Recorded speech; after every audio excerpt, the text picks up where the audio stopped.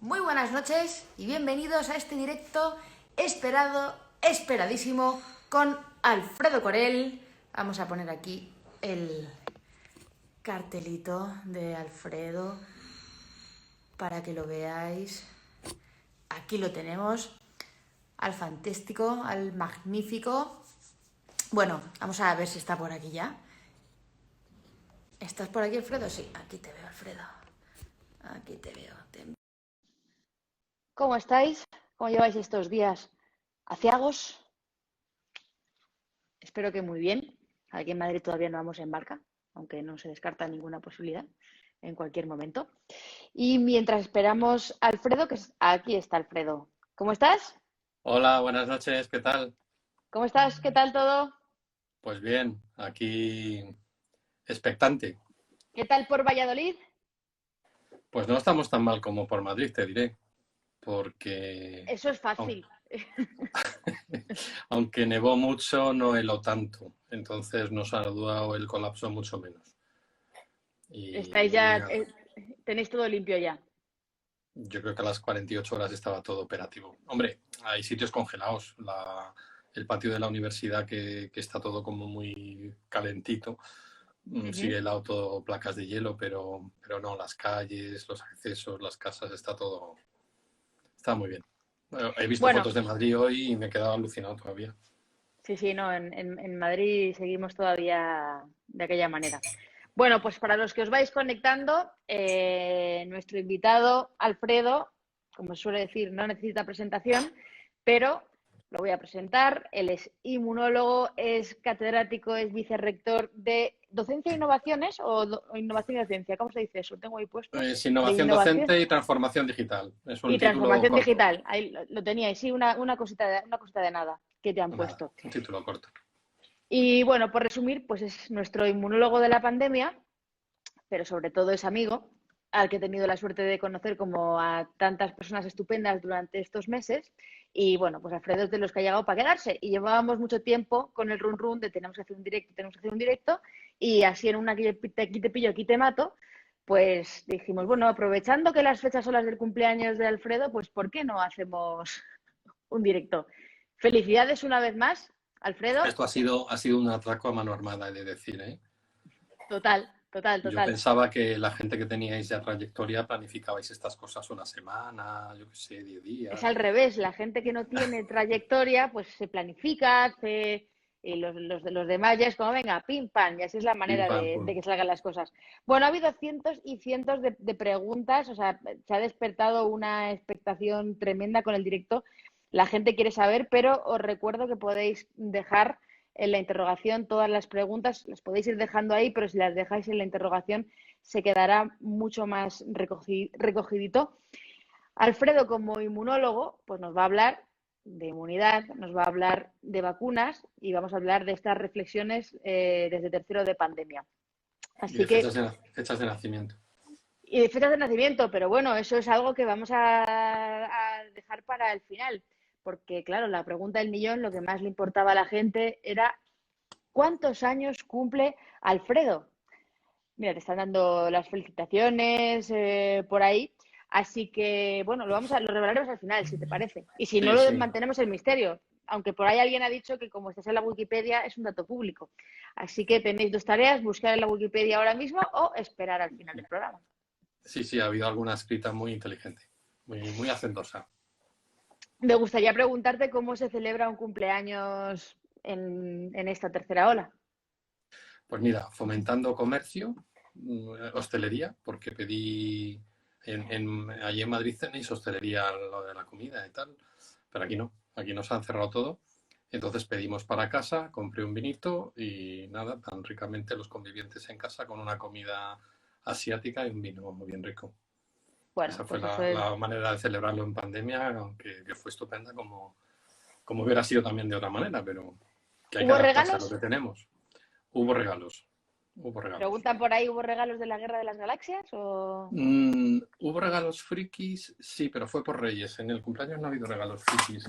Mira, tengo aquí a mano uno de los regalos que además es muy recomendable. Tenía Ay, mira, muchísimas ganas de tenerle. Este es uno de los regalos de ayer. Y qué nada, estoy bonito. encantado. Además fue profesor mío Juan ¿Ah, Luis. sí? Sí, le tuve de Anda. profesor de antropología en la carrera en biológicas en Madrid. Es que yo soy madrileño, hice la carrera en la Complu. Ujú. Entonces, nada, soy hijo adoptivo ya en Castilla y León, llevo 20 años, pero nacido en Luego Madrid. al final quiero que nos cuentes algo más sobre tu pasado, además de tu edad, pero también lo vamos a dejar para el final. Dejamos otra sorpresa. Y, y vamos con el directo. Tenemos aquí 700 personas dispuestas a escucharte, Alfredo. Creo que es un momento complicado. Bueno, todos sabemos que estamos viendo pues un principio de año bastante difícil, que esto, bueno, pues se veía venir, pero nadie se lo quería creer hasta que al final ha pasado. Me acaban de pasar los datos, por ejemplo, de mi pueblo, un pueblo de Cuenca, tienen 73 casos positivos en un pueblo de 1.900 habitantes. O sea, es una incidencia acumulada de 3.000 y mucho. O sea, quiero decir, esto afecta a las ciudades, afecta a los pueblos pequeños, lo cual me parece a mí incluso mucho más preocupante porque los sitios pequeños ni siquiera tienen recursos hospitalarios, estén o no colapsados, ni siquiera puede que los tengan. Y en este punto, Alfredo, antes de que empecemos a hablar de vacunas y demás, si yo te dijera para ti qué es lo más importante y qué consejo sencillo le darías a la gente, ¿qué dirías? Pues le diría que salga para lo estrictamente necesario. Que se queden en casa si pueden el 100%, y yo entiendo que hay gente que tiene que salir a trabajar, a llevar los niños al cole, que todo esto no se ha cerrado y sigue funcionando, entonces que se minimicen los contactos. Por desgracia, ahora sabemos cosas que no sabíamos en marzo del año pasado, y ha habido un par de artículos muy recientes, uno en Nature y otro en una revista de epidemiología americana, y han revisado un poco todos los efectos de las distintas aproximaciones políticas, bueno, políticas estratégicas a la pandemia. Y han visto reducciones clarísimas en el confinamiento estricto. Entonces, eso fue lo que mejor funcionó. Está claro que ahora no se ha tomado esa decisión y parece que no se va a tomar. La segunda causa que ha reducido los contagios lo han medido con la reducción de la RT, que es la tasa de transmisibilidad del virus. Sí. Entonces, la segunda, el segundo efecto mayor ha sido el de la disminución de las reuniones, tanto las grandes reuniones, los encuentros masivos, como las reuniones pequeñas. Fíjate que yo creo que las más peligrosas son justo las más amigables, las familiares, las de casa, las de los amigos. Yo tengo el caso de un profesor aquí que ha estado 3 meses sin asistir a una sola clase porque era de riesgo, pero en el puente de diciembre recibió a su hermana y a su sobrina, que venían de Madrid a verle porque hacía mucho que no se veían, y ahí lo ha pillado y ha estado 2 meses ingresado. Justo ahí es donde no se ve el peligro, porque estás viendo la cara de tu hermana, de tu sobrino, de un ¿Cómo amigo vas a íntimo. pensar que tu ¿Cómo, sobrino, que tu... ¿Cómo vas a imaginar que te lo va a pasar a alguien a quien quieres? Bueno, pues ese es justo el relajo principal que podemos tener, y de hecho el mayor número de contagios está sucediendo en las reuniones caseras. Y la tercera cosa que Estaba funciona... ese análisis estadístico que salió el otro día, ¿no? Que habían hecho sobre ella el 56% de los contagios eran en reuniones familiares. Cuando le Sí, preguntaban a la gente dónde identificaba dónde había sido el foco. sí, efectivamente. Y la tercera actuación que se había visto en distintos países que reducía claramente la tasa de infectividad, fíjate, y esta tienes tú mucho que ver, y yo he aportado mi granito, es la comunicación a la ciudadanía. Cuando hay en países estrategias claras de comunicación, de educación pedagógica, de qué es lo que está pasando, cómo tienen que actuar, han conseguido que funcione. Pero claro, tiene que haber una estrategia clara por educar a la sociedad en cómo comportarse, desde cómo ponerse la mascarilla, en qué situaciones, cómo comportarse en una reunión, pues todo esto que hemos... La estrategia es fundamental, es la palabra ahora, la estrategia de vacunación y la logística de vacunación. Os hace falta una planificación y en comunicación igual. Y por desgracia, pues en este país esa estrategia se podía, me imagino que tienen sus planes y desde el Ministerio de Sanidad hay un montón de infografías y de vídeos, pero desde luego lo que está claro es que a la población en general no está llegando como debería. La página del ministerio, como tú dices, es maravillosa para ti y para mí, pero para mi madre no vale. Y como para mi madre no vale, para mi madre hay que darle la información de otra manera. Entonces, esa es la parte que falla. Igual que para Y mi madre, para mis estudiantes de la facultad, pues tampoco vale, porque tampoco van a ir a la página del ministerio. Hay que llegar a ellos en los juegos, en los videojuegos, en las redes sociales, y esa estrategia es la que no ha existido. Bueno, tú sabes que yo tuve la suerte de asistir a una reunión con Pedro Sánchez en el mes de, bueno, el 30 de agosto, creo que fue el último día de agosto, y le pedí personalmente eso, que hubiera una comunicación con los divulgadores, que estábamos dispuestos a apoyar. Se planteó alguna reunión, pero que luego no ha llegado realmente a nada. Os reunieron y hasta donde sé os contaron las maravillas de la app Radar COVID Radar COVID, sí. y poco más. Las maravillas de una app Radar COVID que, hasta donde yo sé, con casos muy cercanos, amigos, familiares, que han sido positivos, cuando contactan desde el centro de salud con ellos, está por la primera vez que los profesionales sanitarios, es decir, que sus médicos les digan: te has bajado la aplicación. Entonces, claro, pues si realmente nos reunimos una serie de divulgadores en septiembre, pero realmente los que tienen que dar la información, es decir, si no hay una estrategia, pues no van. La palabra es estrategia, efectivamente. La Entonces estrategia tiene que eso, ser global. Y luego recapitulando también, esas tres cosas: que se queden en casa, que se formen, que pregunten si tienen dudas sobre los bulos, que pregunten a expertos y que no hagan reuniones. Yo creo que eso es el mejor consejo que yo le puedo dar hoy a la que nos gente. quedemos, que la gente se quede en casa todo lo que pueda, que se quede en casa solo, no que se quede en casa para invitar Eso es. a más gente. Que, mira, se me está ocurriendo, molaría un montón hacer un vídeo así. Es un poco gore, pero tú imagínate que llega el abuelo con el papá que viene con el niño a ver al abuelo, y que de repente el niño se le transformara la cara como en un monstruo o algo así. Sería muy duro, pero sería impactante para que veas que tu hijo o tu nieto realmente, pues, a lo mejor el monstruo es muy. Habría que dar una vuelta, ¿eh? Esto me ha venido así Sí. según hablamos. Habría que dar una vuelta. Pero no te creas que es mala. Oye, ¿te acuerdas de los vídeos estos, las imágenes de Italia que tenían ellos, que parecían fantasmagóricas en las camas al No, principio de la cama? fíjate, vendría muy bien el ejemplo de los gremlins, ahora que lo pienso con lo que has dicho. O sea, que Mm. al niño el abuelo le viera como un gremlin y luego le echara una gotita de gel hidroalcohólico en vez de agua y se transformara. En un gremlin, claro. Algo Bueno, así. pues eso puede ser. Vamos a darle una vuelta, porque ahí yo creo que tenemos futuro.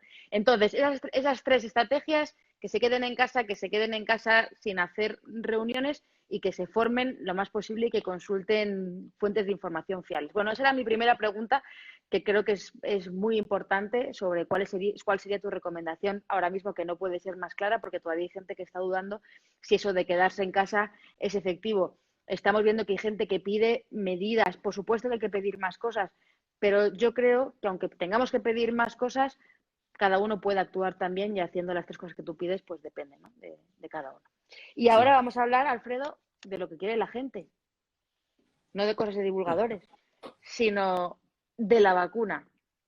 Hablemos de la vacuna del coronavirus, de las vacunas del coronavirus. Y me dice por ahí una propuesta muy a dura.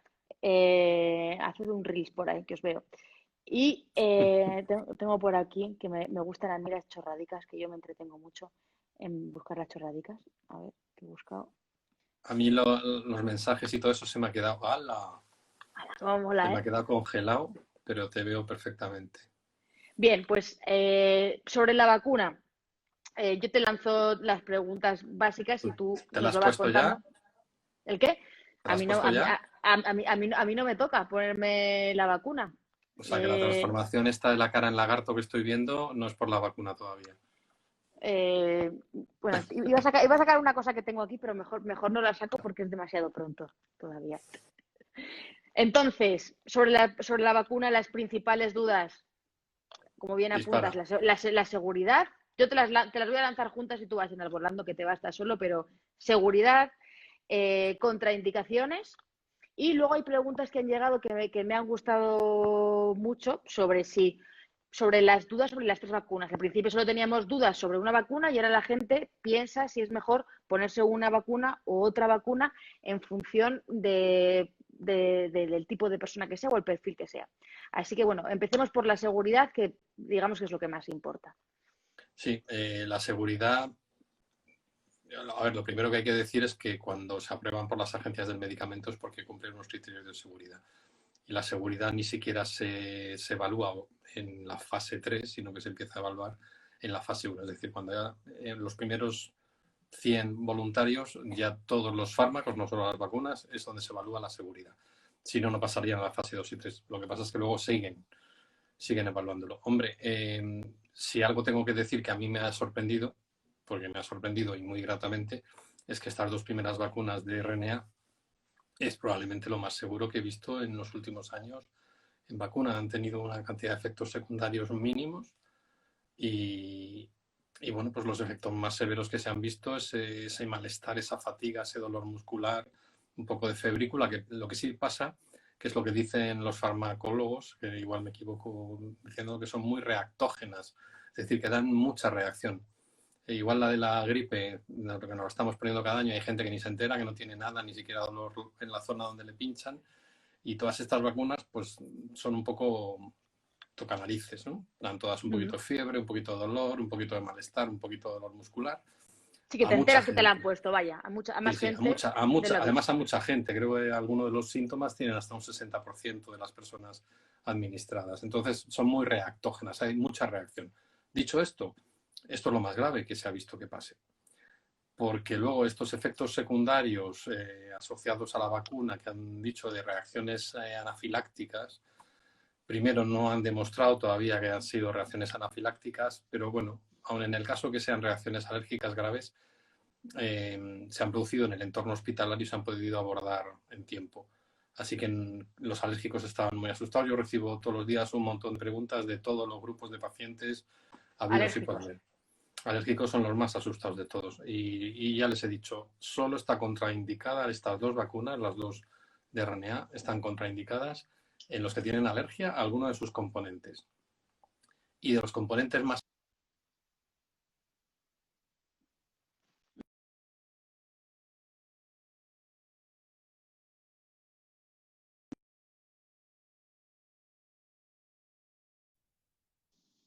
No te escucho, Alfredo. No te escucho. No sé qué pasa. Me cachis de la mar.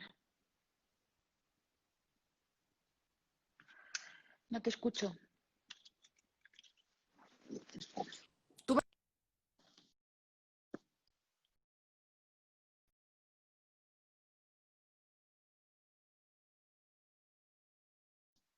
me escuchas, Alfredo?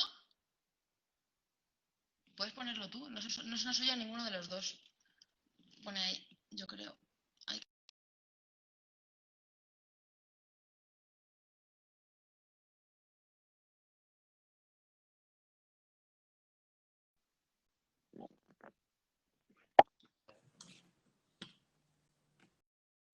A ver.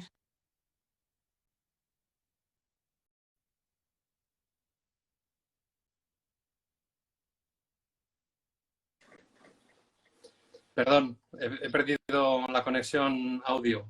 Ah, vale. ¿Ahora me oyes? Yo te oigo, ¿tú me oyes a mí? Sí, yo te digo también. Sí. Ahora Bueno, no pues sé si perdón, Alfredo también. estaba hablando de las vacunas de ARN.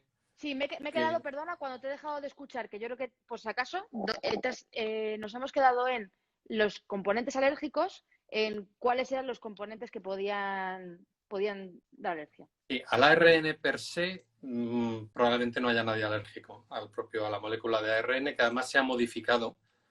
Es un ARN modificado, de ahí la palabra moderna, mod, de modificar RNA, y le han añadido la E en medio, o sea que la empresa Moderna es una empresa tecnológica. Que no es que sea una cool, sino que... Sí. Sino que... Han construido la palabra con el RNA modificado. Entonces es un RNA modificado para que dé poca reacción inflamatoria, porque para quien no se lo crea son moléculas con las que se lleva trabajando 40 años. Es decir, que no se han descubierto en el año 2020 ni nada por el estilo, ¿no? Se lleva 40 años trabajando y usando. Entonces se les ha modificado para que no den reacción justamente inmunitaria, con lo cual probablemente no haya nadie que tenga alergia al RNA en sí, pero puede tener alguna alergia a los constituyentes de la envuelta. Esta envuelta es lipídica para que se meta bien en nuestras células. Y decía, que ahí probablemente es donde se ha cortado, que uno de los componentes que puede dar más alergias es el polietilenglicol. Entonces, alérgicos, tranquilos. Si algún alérgico ha tenido alguna reacción tipo anafiláctica de pequeño, de mayor. Yo, por ejemplo, a los 8 años me ingresaron en urgencias con una reacción anafiláctica. Pues si alguien ha tenido una reacción de este tipo, lo que tiene que hacer es avisar a su médico y sobre todo al enfermero o enfermera que le vaya a administrar la vacuna. Simplemente para que lo sepan. Y que nadie se asuste que si alguien va a tener una reacción alérgica la va a tener a los pocos minutos, Boti, no lo va a tener 2 días después. Es decir, que nadie piense, me la pongo en el hospital y luego me voy al pueblo y la he liado. No, no. Si vas a tener una reacción alérgica, la tienes en los 15 minutos siguientes a que te administren la vacuna. Por eso, esos 15 minutos te piden que te quedes allí sentadita o sentadito tranquilo esperando a ver si pasa algo. Así que alérgicos, perfecto para ellos, salvo los alérgicos a algún componente. Bueno, y que ¿Qué más? el polietilenglicol no es que sea nada raro que se haya inventado para la vacuna tampoco, que hay laxantes que lo llevan, ¿no? O sea, que realmente Bueno, hay gente que... O sea, que es otra de las cosas, que parece que es alérgico a un compuesto que no...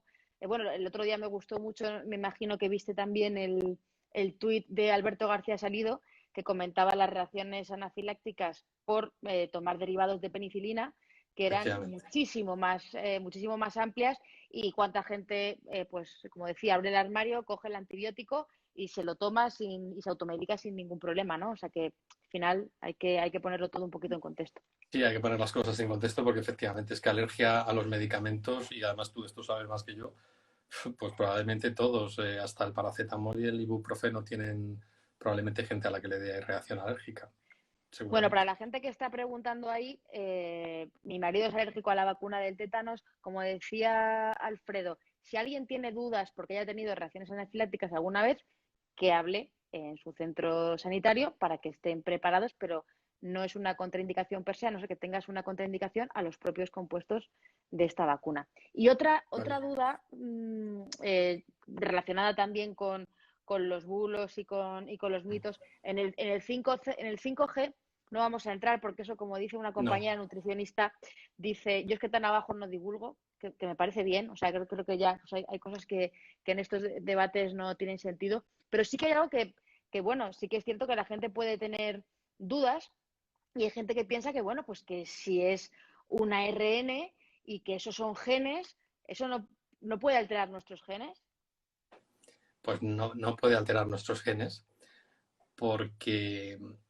A ver, los genes, nuestra información genética, la humana y la de los mamíferos, se almacena en el núcleo de las células y está en una forma que se llama el ADN, que es una molécula de doble cadena. Cuando hay que ponerse en marcha, porque la célula tiene que trabajar, reparar algo, sintetizar algo, pasan la información muy resumida y estos son los ARNs. O sea que toda la información en unos grandes archivadores es el ADN. Se resume en un mensaje más breve en un ARN. Y finalmente de este mensaje breve se construye el producto final, que son las proteínas. Así funciona la información. En nuestras células, Marian, no se puede ir al revés. Es decir, de proteínas no se puede sintetizar ARN y de ARN no se puede sintetizar ADN. El flujo es unidireccional.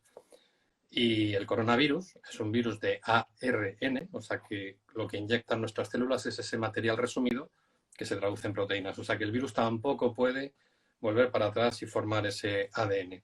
Es decir, que la vacuna de ninguna manera tenemos en nuestras células capacidad, pero ojalá lo tuviéramos, porque para algunas cosas sería fabulosa, pero es que no la tenemos. Entonces, quienes meten este bulo, una de dos, o desconocen absolutamente esta regla tan básica de la biología, o no lo sé, o están entonces engañando drásticamente a la población.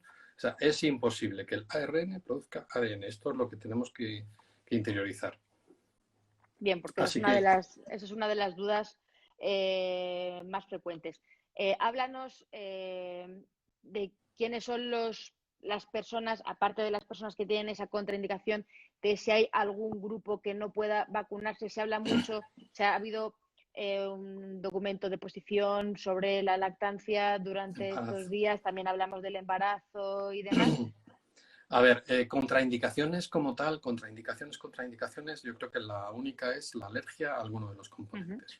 Luego, ¿qué es lo que pasa? Que el ensayo en fase 3, que se hace en decenas de miles de personas, en el caso de Pfizer se ha hecho de 16 años para adelante. En el caso de Moderna, 18 años para adelante. ¿Qué se dice? Que no se ponga a personas menores de esa edad. ¿Por qué? Porque no se ha probado ¿Es previsible que sea buena? Sí, pero como no se ha probado, pues no se debe usar. Entonces lo que se dice es que de 16 años para abajo no se use Pfizer y 18 años para abajo no se usa Moderna. Así que no es contraindicado, simplemente que está sin estudiar. Otros grupos importantes que se están moviendo mucho, que me estabas diciendo, embarazadas y lactantes. No se ha estudiado en población, entre comillas, sana, ¿no? Y que no tenga pues estos procesos de embarazo o lactancia. Entonces, ¿aquí qué manda? La precaución, el proceso de precaución. En el embarazo se ha dicho que si yo quiero embarazarme, yo no lo voy a conseguir, pero bueno, tú si quisieras y estuvieras en edad. Si estuvieras en edad, dices, pero a ver, que el que va a decir su edad al final vas a ser tú, no te pases de listo. Si estuvieras en edad, me dice el cabrón, con perdón. Bueno, pues si tú estuvieras en idea de quedarte Si estuvieras embarazada, o estuviese, sí. estuviese, sí, Continúa, sí, sí. después de la segunda dosis se recomienda dejar pasar un mes. Es decir, 2 meses desde la primera dosis o un mes desde la segunda, ese es el cálculo. ¿Le va a pasar algo al feto, al embrión, si nos vacunamos estando embarazadas sin saberlo? Pues lo más probable es que no hayan no leves, sino ningún efecto secundario, porque este ARN, una de las bondades que tiene, y es uno de sus problemas también, es que se rompe con mirarlo. Tenemos enzimas que lo destruyen en la piel. Es muy frágil el ARN. Entonces no va a durar en nuestro cuerpo. Así que una vez vacunados, no, es muy improbable que pase al feto y que le pase nada. Pero la prudencia manda. Entonces te dicen que esperes un mes desde que te pongas la última dosis antes de embarazarte. La lactancia. Aquí hay más controversia aún. Porque el propio fabricante decía, como no lo hemos estudiado en lactantes, pues no recomendamos su uso en lactantes. Pero por el mismo principio de prudencia. Simplemente, como no lo he estudiado, pues no lo recomiendo. ¿Hay posibilidades de que el RNA pase por la leche materna al niño? Pues poquísimas, por no decirte que nulas, por la propia labilidad, fragilidad del producto. Se lo inyectan intramuscular, va a llegar a la mama ese RNA. Es muy improbable, pero por un principio de prudencia la empresa dijo, pues no está estudiado, pues no se recomienda. Entonces aquí han entrado, sobre todo que tienen mucha fuerza, los grupos de asociaciones de lactantes y alguna asociación científica. Dicen, bueno, pues como no tiene virus vivo, que es normalmente lo que no nos gusta en el caso de la lactancia, como este no es un virus vivo atenuado ni nada, simplemente es una molécula, además, pues es muy fútil, se destruye enseguida, pues no le vemos ninguna contraindicación. Entonces, bueno, pues ahí está un poco la guerra, que no se han acabado de aclarar, porque en el fondo no está estudiado y por lo tanto la empresa fabricante dice no se use, y los que promueven la lactancia natural pues dicen úsese porque está por encima también vacunarse. Entonces, Sí, en España yo creo que no, sí. hay comunidades que dejan que la madre elija, porque a mí me han escrito sanitarias y es que yo quiero y no me dejan, y eso pasa, por ejemplo, en Castilla y León. Hay chicas aquí que están en lactancia y quieren vacunarse porque son o médicos o enfermeras y no les dejan. Pero en cambio hay otras comunidades en las que sí les dejan y es un poco la persona que elige. Y hay algunas que están engañando. No dicen que están dando lactancia para que les dejen vacunarse. Entonces hemos llegado a una situación un poquito absurda. Y esto se podría coordinar de alguna manera. O sea, ¿tú crees? Esto es una de las cosas que se quedan, que a mí me molestan sobremanera de esta pandemia cuando dejan en manos de las personas, ¿no? Las decisiones. Porque al final, o sea, si no se puede, no se puede, o si se puede, pero no puedes dejar a las personas con esa indefensión. Como tú dices, a mí me escriben también muchísimas madres todos los días con las dudas y al final se quedan con la duda porque como no hay un posicionamiento claro, esto... Hombre, yo creo que aquí el principio de prudencia es el más adecuado. Como no se ha estudiado, pues oye, espérate los 2 o 3 meses. Pero claro, el problema es de gente que esté empezando la lactancia ahora y se ha planteado una lactancia de 1 año y se quiera vacunar. Pues es que las dos cosas en este momento no hay evidencia para que las hagas. Entonces, o te vacunas o tienes lactancia. En el fondo es una decisión final de la persona, ¿no? Pero efectivamente, a mí lo que me parece ridículo es que tengamos una gestión distinta en cada una de las 17 comunidades autónomas.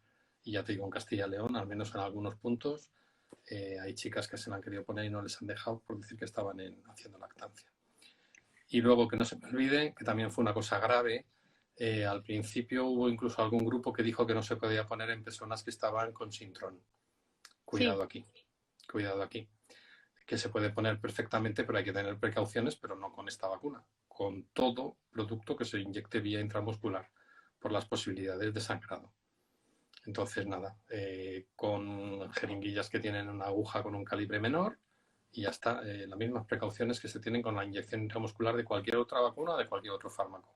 Así que claro que se puede poner, es que empezó todo el mundo a llamar a mi madre que sí, toma sí. Sintrom hace un montón de años, es que yo no me la voy a poder poner, digo, siempre que sí. Que te pones la de la gripe, pues no te vas a poner la del coronavirus. Cuando la tengas, que de momento no le toca, pues podrás. No, además los pacientes con Sintrón que saben que tienen pues una serie de alimentos que deben evitar y demás, son gente muy sensibilizada, pues enseguida se extiende, ¿no? Rápidamente. Bueno, recordemos que como decías al principio, las contraindicaciones son principalmente hasta ahora la alergia a alguno de los componentes específicos, pero en cualquier caso recordemos que ante la duda preguntan, yo recibo, como imagino que tú, muchísimas preguntas sobre gente inmunosuprimida, con gente que está recibiendo quimioterapia, pues recordemos que en cualquier caso todas estas personas tienen sus profesionales sanitarios que son los que tienen que de manera Sí. individualizada valorarlo. Hay muchísimas dudas con todo esto, porque también dijo la fabricante, los fabricantes dijeron que no se había probado en personas inmunosuprimidas. Claro, es que la fase 3 no se hace en personas con enfermedad, se hace en personas con, bueno, pues con un cierto grado de salud, que es en los que se va a ver la respuesta. Entonces, en general, todas las personas que estén inmunosuprimidas van a poderse vacunar con estas, con las de RNA, porque no es Ujú. un virus vivo. Entonces son seguras. En el campo de seguridad probablemente son las más seguras. Otra cosa es la eficacia, que además ha sido sorprendentemente alta, con el 94-95% la efectividad. Ujú. Pero son seguras y ¿cuál es la duda? Que si yo soy inmunodeficiente, ya sea por genética, ya sea porque estoy con un tratamiento inmunosupresor, por lo que sea, por un tumor, por otra patología, pues puede ser que mi sistema inmune no responda bien, que las defensas no funcionen todo lo bien que debieran y que a pesar de que me vacunen, no quede protegido. Ese es el grave riesgo, que es un riesgo entre comillas. Siempre va a ser mejor el beneficio porque es mejor estar protegido que tener la enfermedad para una persona inmunodeficiente. Y luego otro grupo que me están llegando muchísimas y que supongo a ti también, pues son todas las personas con patologías autoinmunes, lupus, artritis reumatoides, etcétera, etcétera, etcétera. En general, de nuevo, todas estas personas, casi todas, se van a poder vacunar. ¿Cuál sería la contraindicación? Que estén con un brote. O sea, si están con un brote en la enfermedad, pues en ese momento no es conveniente porque en un brote de una patología de este tipo se producen anticuerpos que van contra estructuras del propio organismo y una vacuna va a producir anticuerpos. Entonces, justo que se produzcan tantos anticuerpos a la vez no nos interesa, puede ser contraproducente. Entonces, si están en un brote, es probablemente el momento en el que no deban o no puedan vacunarse. Y también me han preguntado mucha gente que están con este tipo de patologías u otras y se ponen biológicos. Y si me Ujú. estoy poniendo biológicos, ¿se me puedo vacunar? Pues mira, hay muy poco de esto, porque de nuevo no se ha ensayado, si es que no ha dado tiempo para que se ensayen todas estas cosas, no ha dado tiempo. Yo entiendo que la gente quiera saber y cada uno quiere saber su situación, Lo suyo. lógicamente, pero no ha dado tiempo a saberlo. Entonces, yo lo que separaría es la inyección del biológico lo más posible de la inyección de la vacuna. No sé con qué ciclos, algunos biológicos se ponen con un ciclo, otros con otro, pero si me lo estoy poniendo una vez al mes, pues no me lo pongas al día siguiente ponerme el biológico, pónmelo a las 3 semanas del biológico, unos días antes de que me toque la siguiente dosis. Bueno, pues supongo que es el tema de prudencia. Yo creo que prudencia, y como tú decías, cada uno a su propio especialista, el que le está llevando, es el que mejor sabe la situación y el mejor le puede ayudar.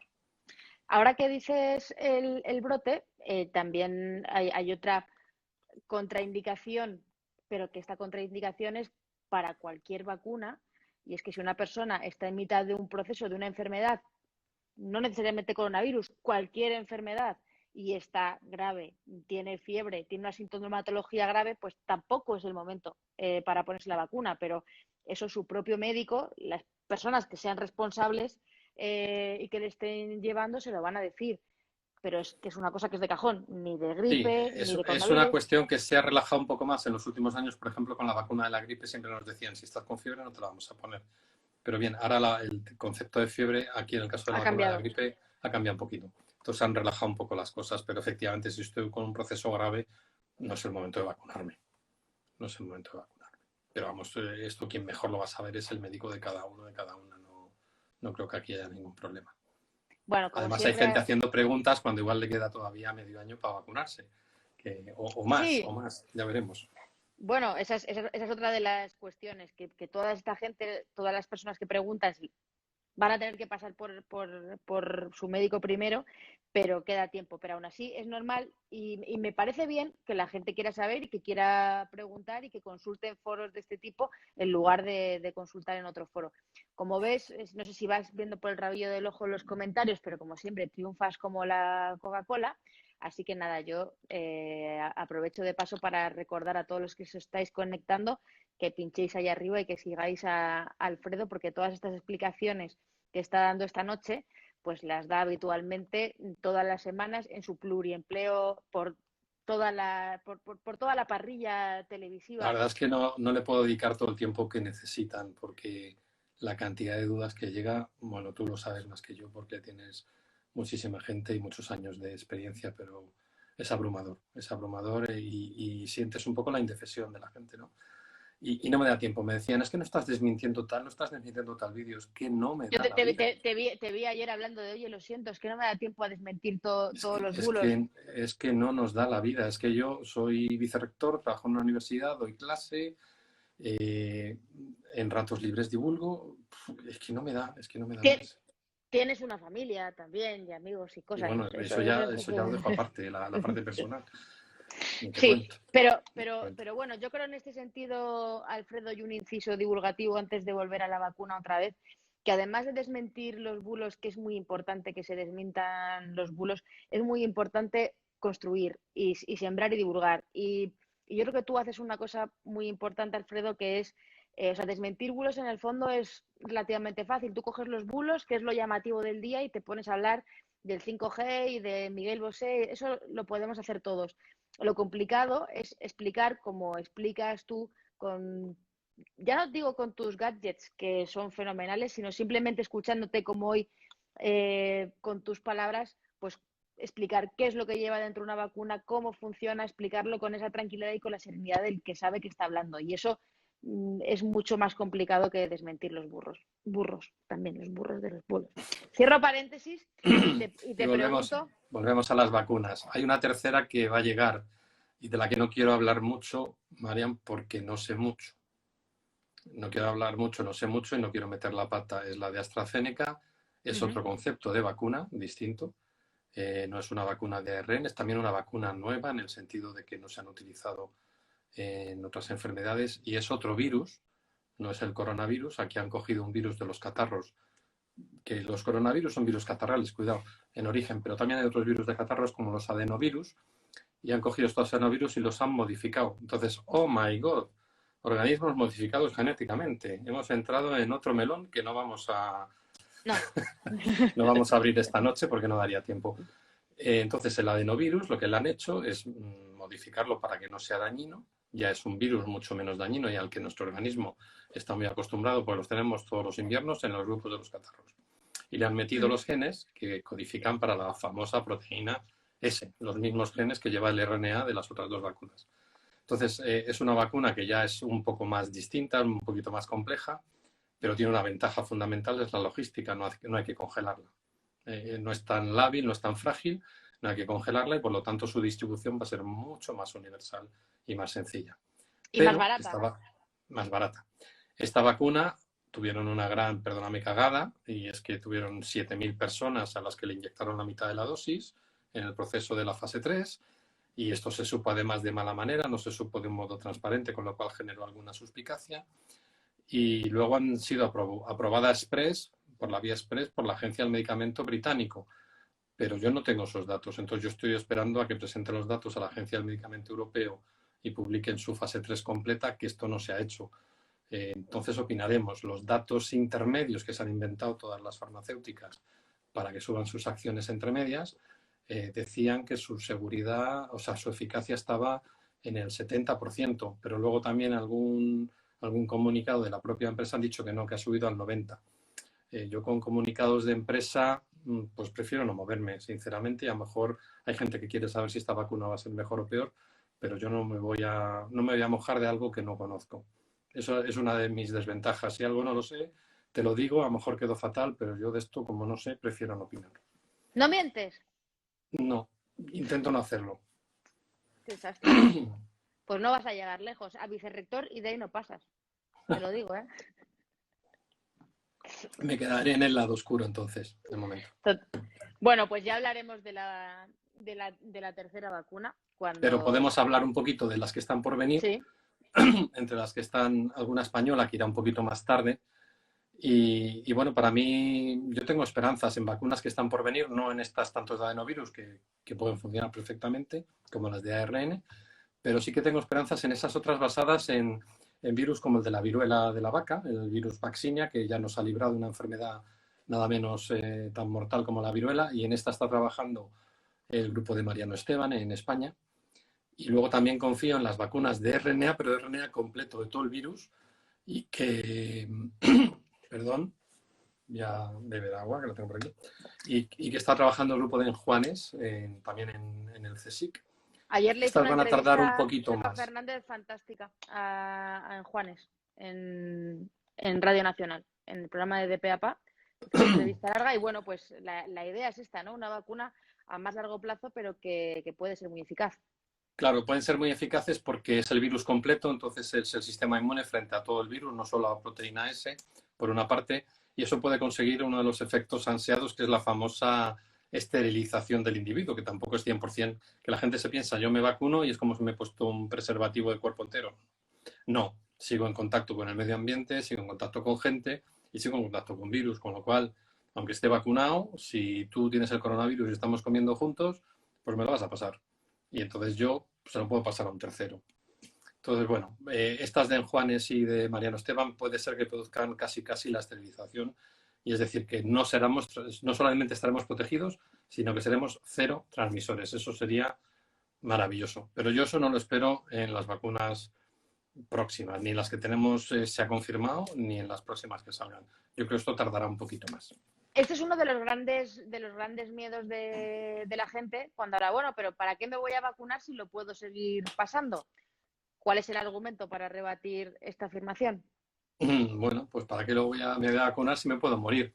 Quiero decir, no solo si lo puedo seguir pasando, sino que me puedo morir, puedo quedar con efectos secundarios a largo plazo que desconozco. O sea, hay gente asintomática que se está evaluando su posible deterioro neuronal, incluso como ha habido gente con graves problemas,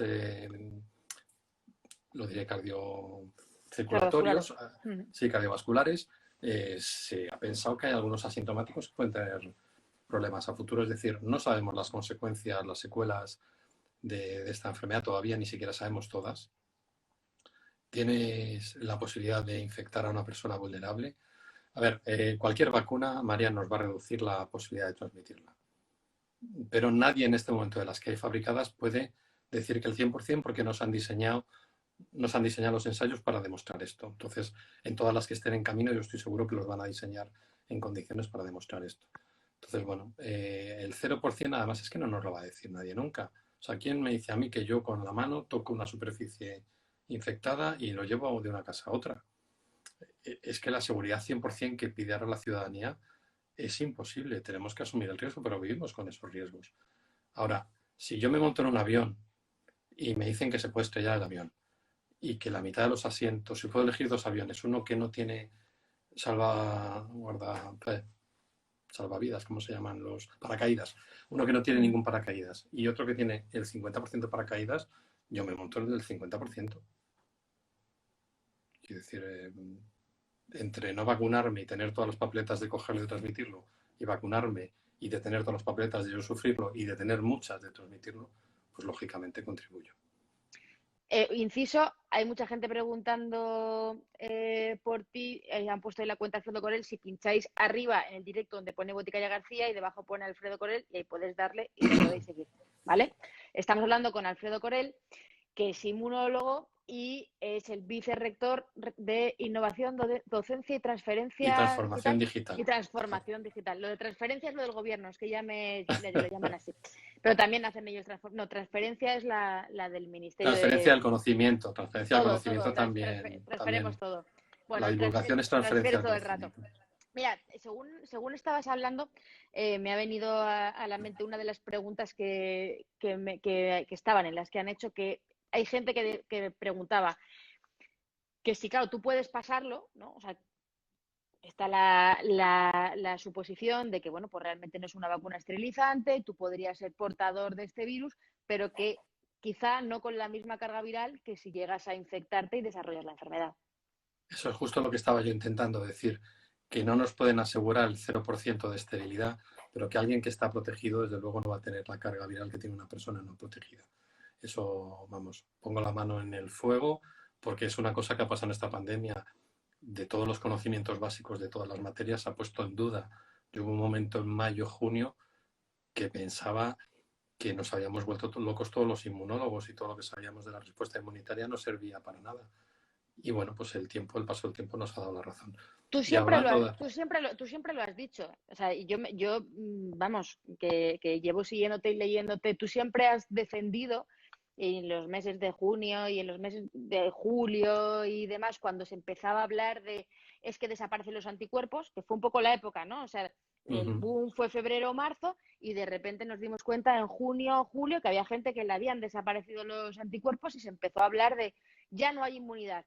Y yo me acuerdo que tú siempre decías, bueno, pero algo hay, que no nos hemos quedado igual, que no nos, o sea, que puede que no haya anticuerpos, pero sigue habiendo inmunidad. Explícanos un poquito más sobre esto. Sí, y de eso lo voy a enlazar con de nuevo la vacuna, porque es otra cosa que llevo dando a machaca martillo el último mes y ahora la Sociedad Española de Inmunología me ha dado la razón. Los anticuerpos se producen entre la semana y 15 días normalmente desde que nos infectamos. Primero se produce la famosa M y luego la G, que ya todo el mundo esto lo sabe. Todo el mundo sabe, Marian García, de toda la vida. Ah, mira, Primero. eso no lo había yo pillado. Bueno, pues se produce la M y luego la G. Pues viene de ahí. Tú que eres inmunólogo deberías saberlo. Debería saberlo. Y luego la G, en principio, en muchos individuos va a mantenerse bastante tiempo. En este caso, no sabemos cuánto, porque no ha dado tiempo. Es decir, ahora mismo la última publicación dice que 6-8 meses se mantienen niveles de IgG bien, en bastante porcentaje de personas. Algunos lo pierden por el camino y, de hecho, algunos lo pierden pues igual a los 2 meses. Y esto es lo primero que se publicó. A los 2 meses se va la inmunidad. En el Monsin ahí hubo un estudio y eso hizo mucho ruido y demás. Se va la inmunidad. ¿Qué es lo que pasa? Que nos quedan células en la sangre de memoria. La inmunidad, lo que tiene esta inmunidad de élite es que tiene memoria y justamente por eso nos vacunamos, para generar memoria y que si viene el bicho de verdad tengamos células preparadas. Entonces estas células siguen en sangre y lo que pasa es que estas células no se ensayan, no se estudian y no sabemos el nivel de inmunidad que tenemos de esta memoria inmunológica, no lo sabemos. Y esto lo enlazo con lo que está pasando ahora con la vacuna. Yo he dicho, a ver, si yo he pasado la infección y tengo anticuerpos, no necesito la vacuna en este momento. Y de hecho me lo están preguntando muchos sanitarios, que como están en grupo ahora de primera línea de vacunarse, ¿y qué hago? ¿Está contraindicado? Digo, a ver, contraindicado no es, pero ¿qué necesidad tienes de gastar unas dosis cuando tienes de momento anticuerpos? A lo mejor dentro de 3 meses no los tienes y hay que vacunarte, pero ahora mismo tienes anticuerpos. Entonces pongamos esas dosis a gente que no tiene nada y que ahora hay urgencia. Pues mira, la Sociedad Española de Inmunología hace 48 horas ha sacado un comunicado diciendo que en menores de 65 años, si se ha pasado la infección y se tiene anticuerpos, recomiendan esperar a vacunarse porque hay necesidades de vacunación para otros grupos. Y eso es que sería alguien que tenga una serología y que sepa que tenga anticuerpos IgG. Claro, sí, tiene que estar controlado, porque si yo la he pasado, suelen ser personas que la han pasado con síntomas, porque un asintomático puede tener anticuerpos, pero no va a tener unas grandes cantidades. Y no vas a ponerte ahora a hacer un cribado a toda la población. O sea, yo también entiendo que no puedes ponerte a hacer una ELISA a todo el mundo. Con el problema que tiene la vacunación, que ya tiene con la logística de las neveras, ahora no vamos a meternos en eso. Pero yo soy persona sana, con cierta juventud, por debajo de 65 años, y he tenido la infección y tengo anticuerpos, es que en este momento eso me protege tanto más que la vacuna. Entonces, bueno, se puede esperar, no urge. ¿Y se podría esperar cuánto tiempo? Porque claro, esa persona, yo por ejemplo, imagínate que yo lo he pasado y digo, pues mira, ahora tengo unos niveles de IgG estupendo si no me vacuno, pero cuando me vacuno, si me tengo que repetir la serología o digo, Hombre, espero 3 meses. lo que yo espero es que en 3 o 4 meses ya no haya esta escasez de vacunas, porque ahora están llegando, no sé si eran 300 o 350.000 a la semana. Hoy ha dicho las noticias en la ONU, han dicho que se ha llegado al 1.000.000 de vacunados y llevamos 4 semanas, si no me equivoco, de vacunación. Es decir, que se están poniendo a 250.000 por semana, pero yo creo que llegan unas cuantas más. Entonces, cuando haya para todo el mundo, me vacuno sin ningún problema. Si contraindicado no está, si además las personas, por ejemplo, que ha pasado en muchas residencias, que lo han usado muy amarillo, también los titulares, después de ponerse la primera dosis han cogido la infección. Primero, esa infección no se ha cogido de la vacuna, porque la vacuna no tiene virus vivo, hemos hablado que es ARN y que eso se destruye, no es virus vivo, entonces la infección no es de la vacuna. Y segundo, es una mala suerte, pero no pasa nada. Entonces, esa infección podría hacer de segunda dosis, y de hecho hace de segunda dosis, pero es más seguro acabar la pauta de vacunación. O sea que, a más lo que generamos es más defensas, más IgG de esta de la buena de García. Eso es. Y con respecto a esto, háblanos un poquito más de las reinfecciones. ¿Qué sabemos sobre las reinfecciones? Ahora mismo sobre personas que pasaron la infección pues en el mes de marzo, abril y ahora se han vuelto a reinfectar. Pues mira, de reinfecciones lo que más sabemos es que hay poquísimas reales. Documentadas y publicadas hay del orden de 100 en todo el mundo. Calcula los millones de personas que se han infectado. Entonces, bueno, y me refiero a reinfecciones donde la segunda infección sea más severa que la primera, que eso es lo que nos debe preocupar. Porque reinfecciones asintomáticas seguro que hay miles cada día. Miles. Sí, bueno, claro, diferenciemos eso porque hay mucha gente. Reinfección podemos llamar todo, pero hay gente que dice, no, es que yo tenía anticuerpos y ahora he vuelto a dar positivo una PCR. Es un caso que puede ser común, pero esa gente lo pasa sin síntomas o con síntomas muy leves, ¿no? Tú hablas de reinfección cuando realmente el caso es más grave. Claro, es que además es un concepto que puede llevar a confusión. Yo he podido tenerla en marzo y ahora en diciembre, que como tú dices, de pronto me hacen un cribado. Ahora en la universidad nuestra está haciendo la sanidad de aquí de Castilla y León cribados en todas las universidades. Entonces vamos, me lo hacen y sale positivo. Y ya la pasé en marzo. Bueno, pues tengo una reinfección asintomática. Pues no pasa nada si justamente pasó en las defensas, para que si la tienes de nuevo, pues no, ni te enteres. Ahora, personas que la tienen, se enteran, tienen síntomas y esos síntomas son iguales o peores que la primera, estos están siendo mínimos. Eso significaría que no generó defensas suficientes. Y ese es el gran miedo. Esta inmunidad que creamos cuando tenemos la enfermedad o cuando nos vacunamos, ¿cuánto va a ser de duradera? Pues no lo sabemos. Hasta el momento sabemos que las vacunas de ARN nos aseguran unos 4 meses y hasta ahora sabemos que la infección natural nos asegura hasta unos 8 meses. Pero yo estoy seguro que dentro de 2 meses, si estamos repitiendo este directo, estaré diciéndote estos datos con 2 meses más. ¿La infección natural cuánto has dicho? 8. 8 meses, sí, decías antes. Y la vacuna, 4. Pero con la vacuna ocurriría lo que ocurre con la infección natural o no. Es decir, ¿En qué sentido? O sea, una infección natural nos ofrecería una protección durante 8 meses y a los 8 meses hacemos un reset o nos quedaría algo aunque no fueran anticuerpos. No. Lo que pasa es que no, las dos cosas van a dejar memoria de células. Lo que pasa es que no sabemos cuánto de larga y cuánto de eficaz. Todo esto hay que estudiarlo. Lo que sí pasa, y a lo mejor aquí las vacunas son una solución, es que se ha visto que los anticuerpos, y aquí te saco un anticuerpo G. Me gusta, me suena familiar. Este es un anticuerpo G. Los anticuerpos de las vacunas son, que te recuerdo que eran neutralizantes, neutralizar es bloquear alguna de las proteínas del virus. Entonces, esto hace que este virus ya, al tener esta proteína verde, en este caso bloqueada, ya no puede entrar en la célula. Bueno, pues estos se llaman anticuerpos neutralizantes. Lo que dicen ahora mismo los ensayos es que los neutralizantes de las vacunas son más neutralizantes que los neutralizantes naturales. Entonces, bueno, esto es una de las evidencias que hay sobre el tapete. Si esto es así, se confirma, bueno, pues será un poco más potente la inmunidad de la vacunación que la de la natural del virus. Y esto ya ha pasado en algunas otras infecciones. Normalmente es un poco más fuerte la del virus que la de la vacunación, pero hay algunos O sea, casos en que es al revés. no es lo habitual, Pero puede suceder. pero puede suceder, ¿no? Sí. Y dependería también en este caso, o sea, esto lo sabemos para estas vacunas en concreto, pero no Claro, sabemos otros tipos de vacunas cómo funcionarían. nos queda un año de vértigo, de que salgan vacunas nuevas durante todo el año y de que empecemos a saber todos estos datos con un poco más de duración y además para grupos de riesgo como los que hemos hablado, que se irán ensayando y que de momento no hay ensayos. O sea, va a ser un año que no nos va a faltar trabajo, ¿eh? Y sobre esto, ¿puedes aclarar un poco otra duda que tiene mucha gente, que para los inmunólogos pues puede ser muy básica, pero la gente se lo pregunta mucho, y es, ¿puedo mezclar vacunas?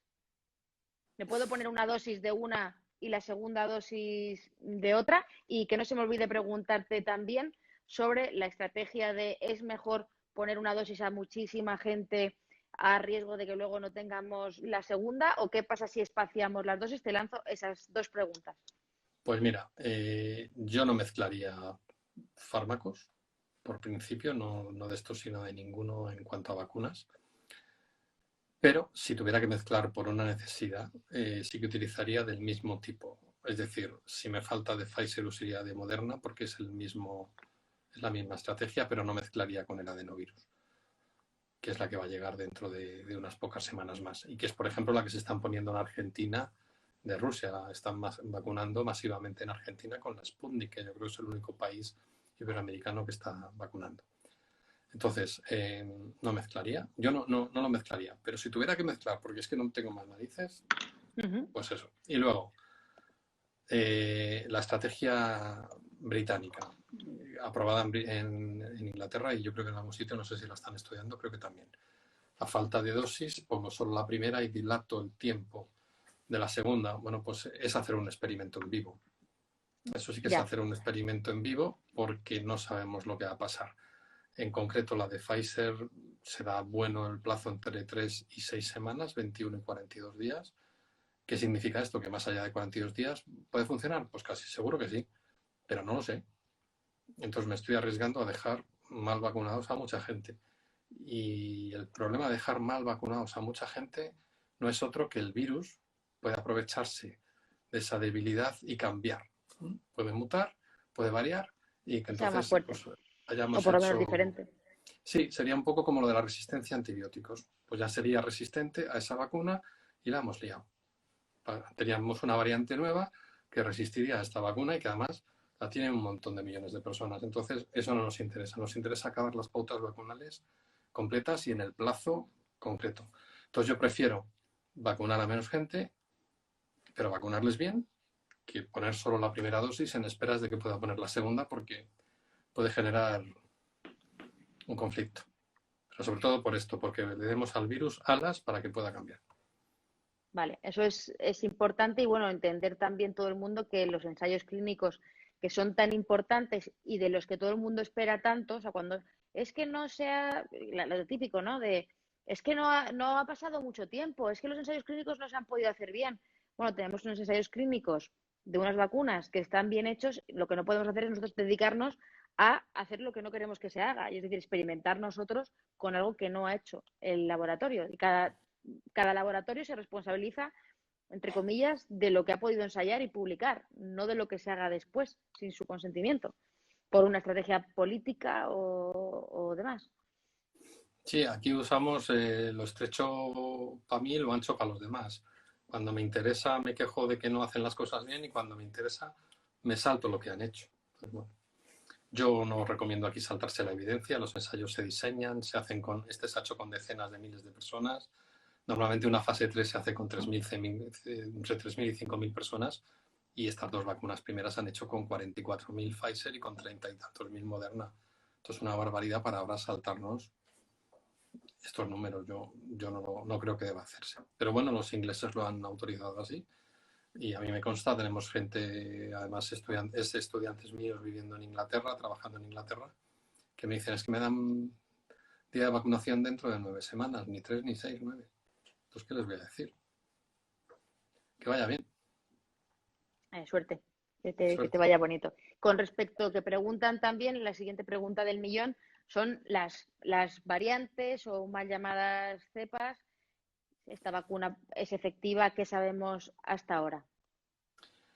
Pues acaban de salir publicadas noticias buenas y aquí de nuevo ha habido un uso muy sensacionalista de la prensa. La que más ha asustado es la británica porque tiene una serie de mutaciones en la proteína esta de entrada del virus, de la célula, la proteína S, y sobre todo dicen que se transmite más rápido. Entonces, bueno, esto ya se ha evidenciado que se transmite más rápido, es lo único, no es más grave la enfermedad, no es más mortal, pero se transmite más rápido, eso es más peligroso, pues se nos descontrola más. Pero la buena noticia es que los anticuerpos que genera nuestro cuerpo porque tengamos la infección con el virus clásico, digamos, o el que nos pongan con la vacuna, valen. Valen tanto para la cepa británica como para la cepa sudafricana. La que no se ha ensayado todavía, que acaba de salir nueva, es la cepa brasileña. Y bueno, no son cepas. Estamos de estreno. Estamos de estreno. No son cepas, son variantes. Pero también aquí hay que aclarar. La gente piensa que los virus, y esto lo decimos a veces los divulgadores, y yo soy el primero que tengo que hacer aquí autocrítica, que el virus lucha con el sistema inmunitario para ganarlo. Bueno, es una manera, es una metáfora, porque siempre si personalizamos al bicho, pues se entiende mejor. Pero esto no se produce porque el virus luche para ganarnos. Se produce porque los virus se copian a sí mismos millones de veces en nuestro cuerpo y el sistema de copia que tienen es malísimo, es una cagada. Entonces, las copias suelen ser peores. Falla algo y son peores y se mueren. Pero de pronto una de estas copias raras en las que falla algo es mejor que el original y esa es la que prevalece. Y ese mejor significa o que infecta más rápido, como es este caso, o que igual sobrevive a una temperatura un poquito más alta, o que se tarda en desactivar con un virucida en vez de 1 hora 3, pues cosas que le dan ventaja. Pero suceden por azar, pues son fallos que por azar de pronto pues triunfan. Entonces, los cambios tienen que ser muy drásticos y estas mutaciones se llaman variantes. Cuando los cambios son muy drásticos y hacen que esa copia sea muy diferente del original, entonces ya estaríamos hablando de cepas y ahí sí que nos tendríamos que empezar a preocupar. Eso es lo que pasa, por ejemplo, con el virus de la gripe, que tiene cepas porque se combinan trocitos de su material genético en nuestras células y entonces de pronto una combinación es nueva y la hemos liado. Entonces, estas combinaciones de la gripe hacen que sean muy variantes. El coronavirus no es tan variante como el de la gripe, gracias a Dios, por lo menos. Y si algún día se produce una cepa de verdad que sea muy distinta de las que están circulando ahora, de las variantes de ahora, que tampoco es para llorar, es una desgracia, sí, pero estos RNA, justamente las vacunas de RNA nos permiten que las modifiquemos y en un par de meses estaríamos con nueva vacuna, con la nueva variante. Así que, bueno, dentro de que sería un poco desastre, pues podríamos tener una solución bastante rápida. Pero de momento no ha pasado, Marian. Las cepas conocidas, los anticuerpos que tenemos y los que produce la vacuna sirven también para las cepas nuevas, para la variante británica y para la sudafricana. Y esto ya lo han demostrado in vitro, por lo tanto, pues respiremos un poco tranquilos. Para la gente que se ha incorporado ahora, que están preguntando sobre, como hemos dicho, que si la inmunidad de la vacuna puede durar 4 meses, Alfredo lo que ha dicho también es que es lo que sabemos hasta ahora, pero que probablemente si este directo lo hacemos dentro de un tiempo, pues tengamos más datos sobre esto. ¿Lo puedes aclarar un poco? Porque está la gente un poco agobiada. Sí, sí, lo que estamos diciendo es que los datos de durabilidad de la inmunidad son a fecha de hoy. Y a fecha de hoy, pues las vacunas han empezado a ensayar en agosto, nos ha dado tiempo a 4 o 5 meses. Cuando se publicó Pfizer, pues eran 4 meses. Dentro de 2 meses, pues tendrán datos acumulados de 2 meses más. Y mira, para esto va a servir mucho juntamente Israel. Todo el mundo está alucinado con los datos de Israel, que llevan una tasa de vacunación maravillosa. Y claro, hay que saber que esto tiene truco por detrás. Israel está pagando un poquito más por las dosis de vacuna y ha llegado a un acuerdo con Pfizer que le asegure más dosis a cambio de que ellos les dan la información de 1 millón de vacunados. Claro, esto para Pfizer es oro molido. Claro. tener datos de seguimiento de 1 millón de vacunados en los que se va a seguir viendo la seguridad a largo plazo y, bueno, pues todo esto sobre la inmunidad, cuánto dura. Entonces, eso ha conseguido que Israel tenga más dosis que el resto de países o proporcionalmente con otros países. Bueno, y porque la apuesta de Israel a lo mejor ha sido por ellos, porque Europa ha apostado más por la de Oxford, que es la que todavía aquí no ha llegado por los fallos que hubo en su diseño en la fase 3. Entonces, lo que estábamos diciendo es que los datos de duración de la inmunidad son con lo que sabemos hasta hoy. Y sabemos que la de las vacunas son unos 4 meses y la natural son unos 8 meses. Mi apuesta es que dentro de 2 meses yo diré que la de las vacunas duran 6 y la natural dura 12. Porque se mantengan un poco más. Pero bueno. Bueno, las apuestas personales de Alfredo Corel hasta ahora se van cumpliendo, pero esperaremos a que nos las confirmes de aquí a poquito. Sí, yo te he dicho que Pero si en 2 meses hacemos un directo hablaremos de esto. venga, lo haremos. Una pregunta que ha entrado ahí, ha entrado en la cajita de preguntas, han preguntado sobre el grupo sanguíneo. ¿Influye Bueno, el grupo sanguíneo? Es un poco fuera de tema, pero he visto que hay un montón en la cajita ahí metidas y por darle respuesta. Bueno, esto del grupo sanguíneo entra en un apartado completamente distinto, que es por qué hay algunas personas que tienen la Más enfermedad grave susceptibles, sí. y otras que no. Y esto hay muchas posibles variantes, pero una de las más posibles son las genéticas, que haya diferencias genéticas. Yo creo que habéis visto todos en alguna de mis presentaciones que he sacado de un modo repetido este tipo de... Son copas de vino de Jerez y lo que son unas moléculas de nuestras células y tienen que estar rellenas con trocitos de los virus o de las bacterias.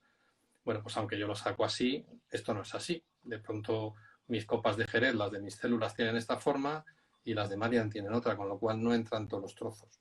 ¿Esto qué significa? Pues que genéticamente unas personas respondemos mejor a unos bichos y otras personas responden mejor a otros. Y puede haber personas que por genética al coronavirus no respondan bien. Y entonces estas son las que enferman.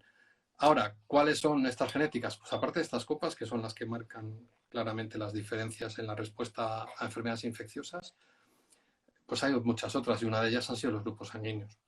Entonces, aquí se ha especulado, ha habido datos además contradictorios, que parecía que los de grupo 0 tenían más riesgo y los de grupo A tenían más susceptibilidad a tenerlo más grave. Yo aquí creo que no debemos asentar nada porque esto dio lugar a que la gente que tenía un grupo u otro se sintiera como más fuerte o más vulnerable y se acojonara. O sea, es sí. que cada uno por donde le va. Yo creo que de los grupos una cosa como otra. sanguíneos está cogido con pinzas y bueno, hay evidencias de que puede haber una cierta relación. Yo no voy a decir que no porque está publicado, pero no le daría tampoco más relevancia.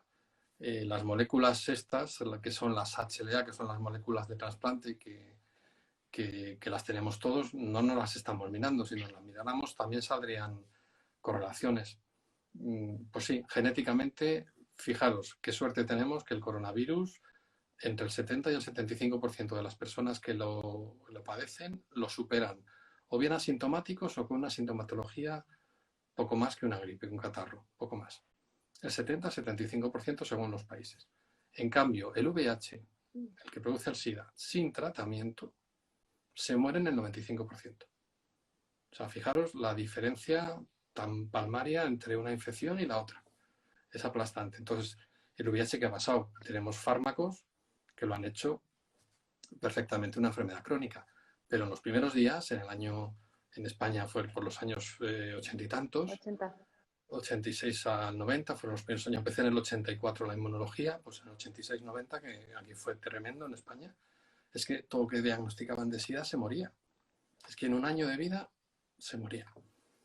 Si esto pasara con coronavirus, con la cantidad de infecciones que está habiendo y con lo transmisible que es, porque el SIDA se transmitía por vía sexual o por inyección de sangre. No por aerosoles. No por aerosoles. Entonces era mucho más, digamos, controlado la transmisión. Aquí que no, que es por aerosoles, es por respiración.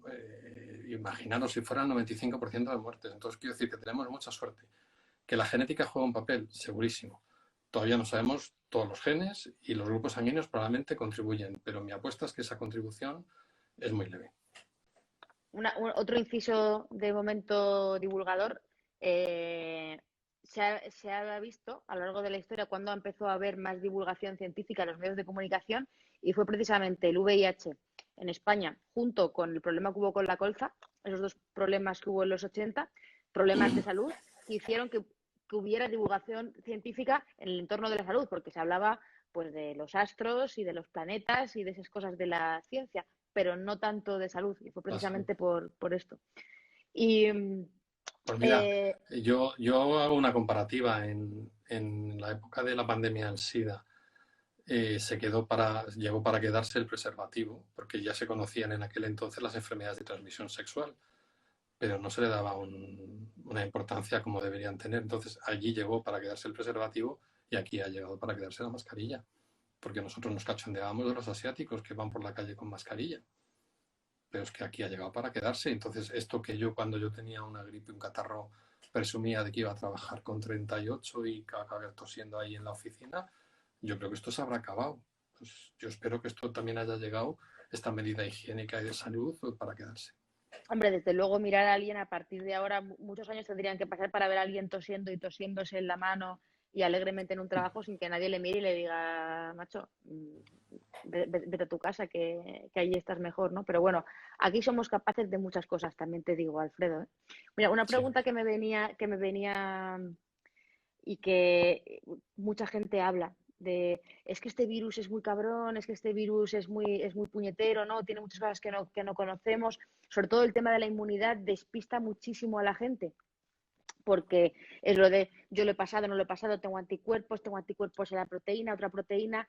Puede ser, Alfredo, te pregunto, sin tener ni idea de esto, ¿puede ser que realmente este virus sea un virus muy, muy especial o también puede ser que nunca hemos tenido tantos datos en tanta población sobre ningún virus?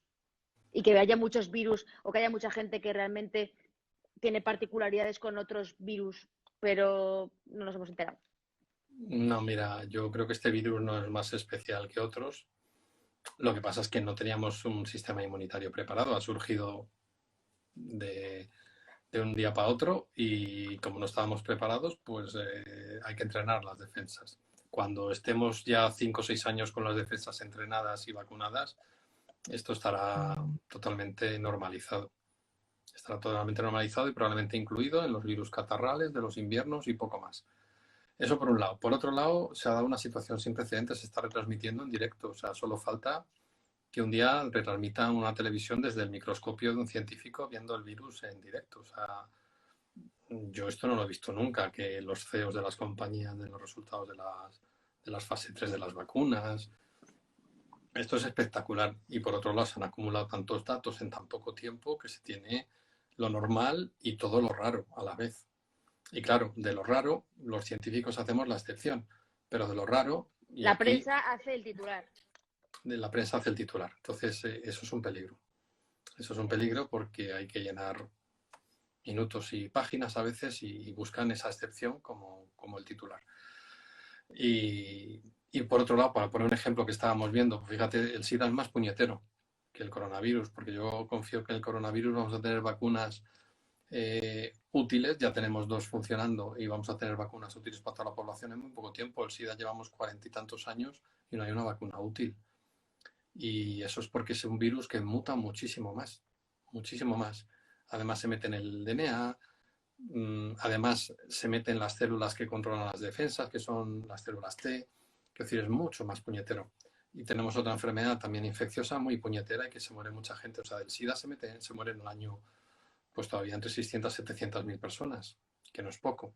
Y de malaria están muriendo al año por consecuencias de la malaria entre 300 y 500 mil personas. Todavía son cantidades terribles y no tenemos una vacuna universal para la malaria, porque es además un parásito que tiene muchas fases, está en muchos tejidos, entonces en cada uno tiene una manera de atacarle. O sea, no estamos ante una infección que sea la más terrible del mundo, ¿no? Yo de verdad que creo que no. Lo que ha pasado es que no teníamos memoria inmunológica, nos ha pillado sin memoria y bueno, y luego se está retransmitiendo en directo y la suma de las dos cosas pues es un poco este cóctel.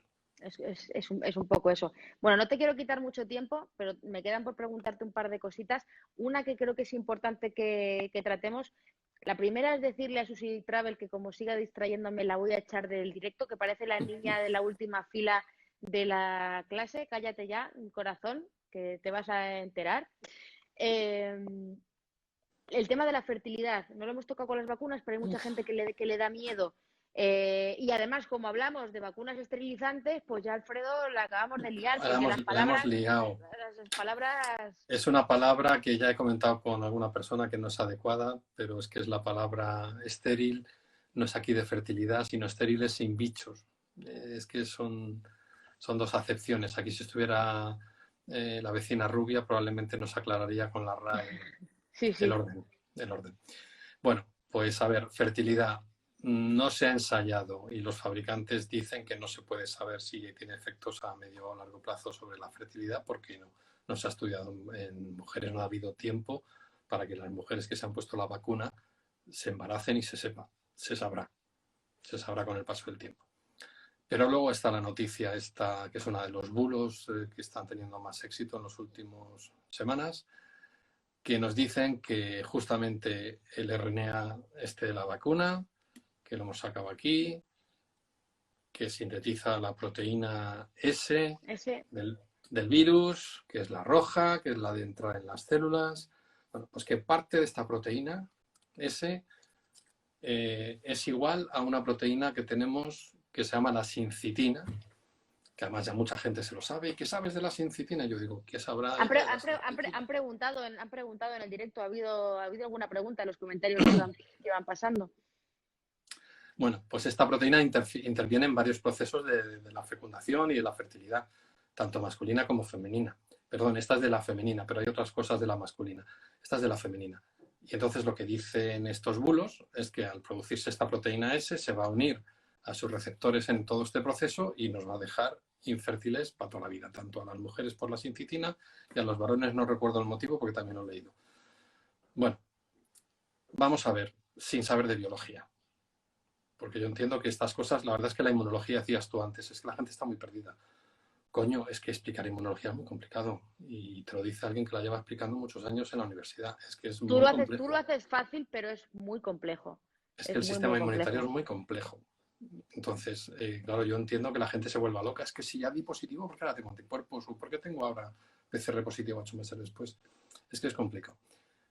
Pero sin saber de biología y sin saber de inmunología. Si esto fuera cierto, o sea, si tener esa proteína S dejara infértiles a todas las mujeres, todas las infectadas por coronavirus, todas sois infértiles. Bueno, te digo a ti, pero tú no lo has tenido. No, te he dado con mi fertilidad hoy, Alfredo, vamos a llevarnos bien, pero yo ya no sé qué hacer.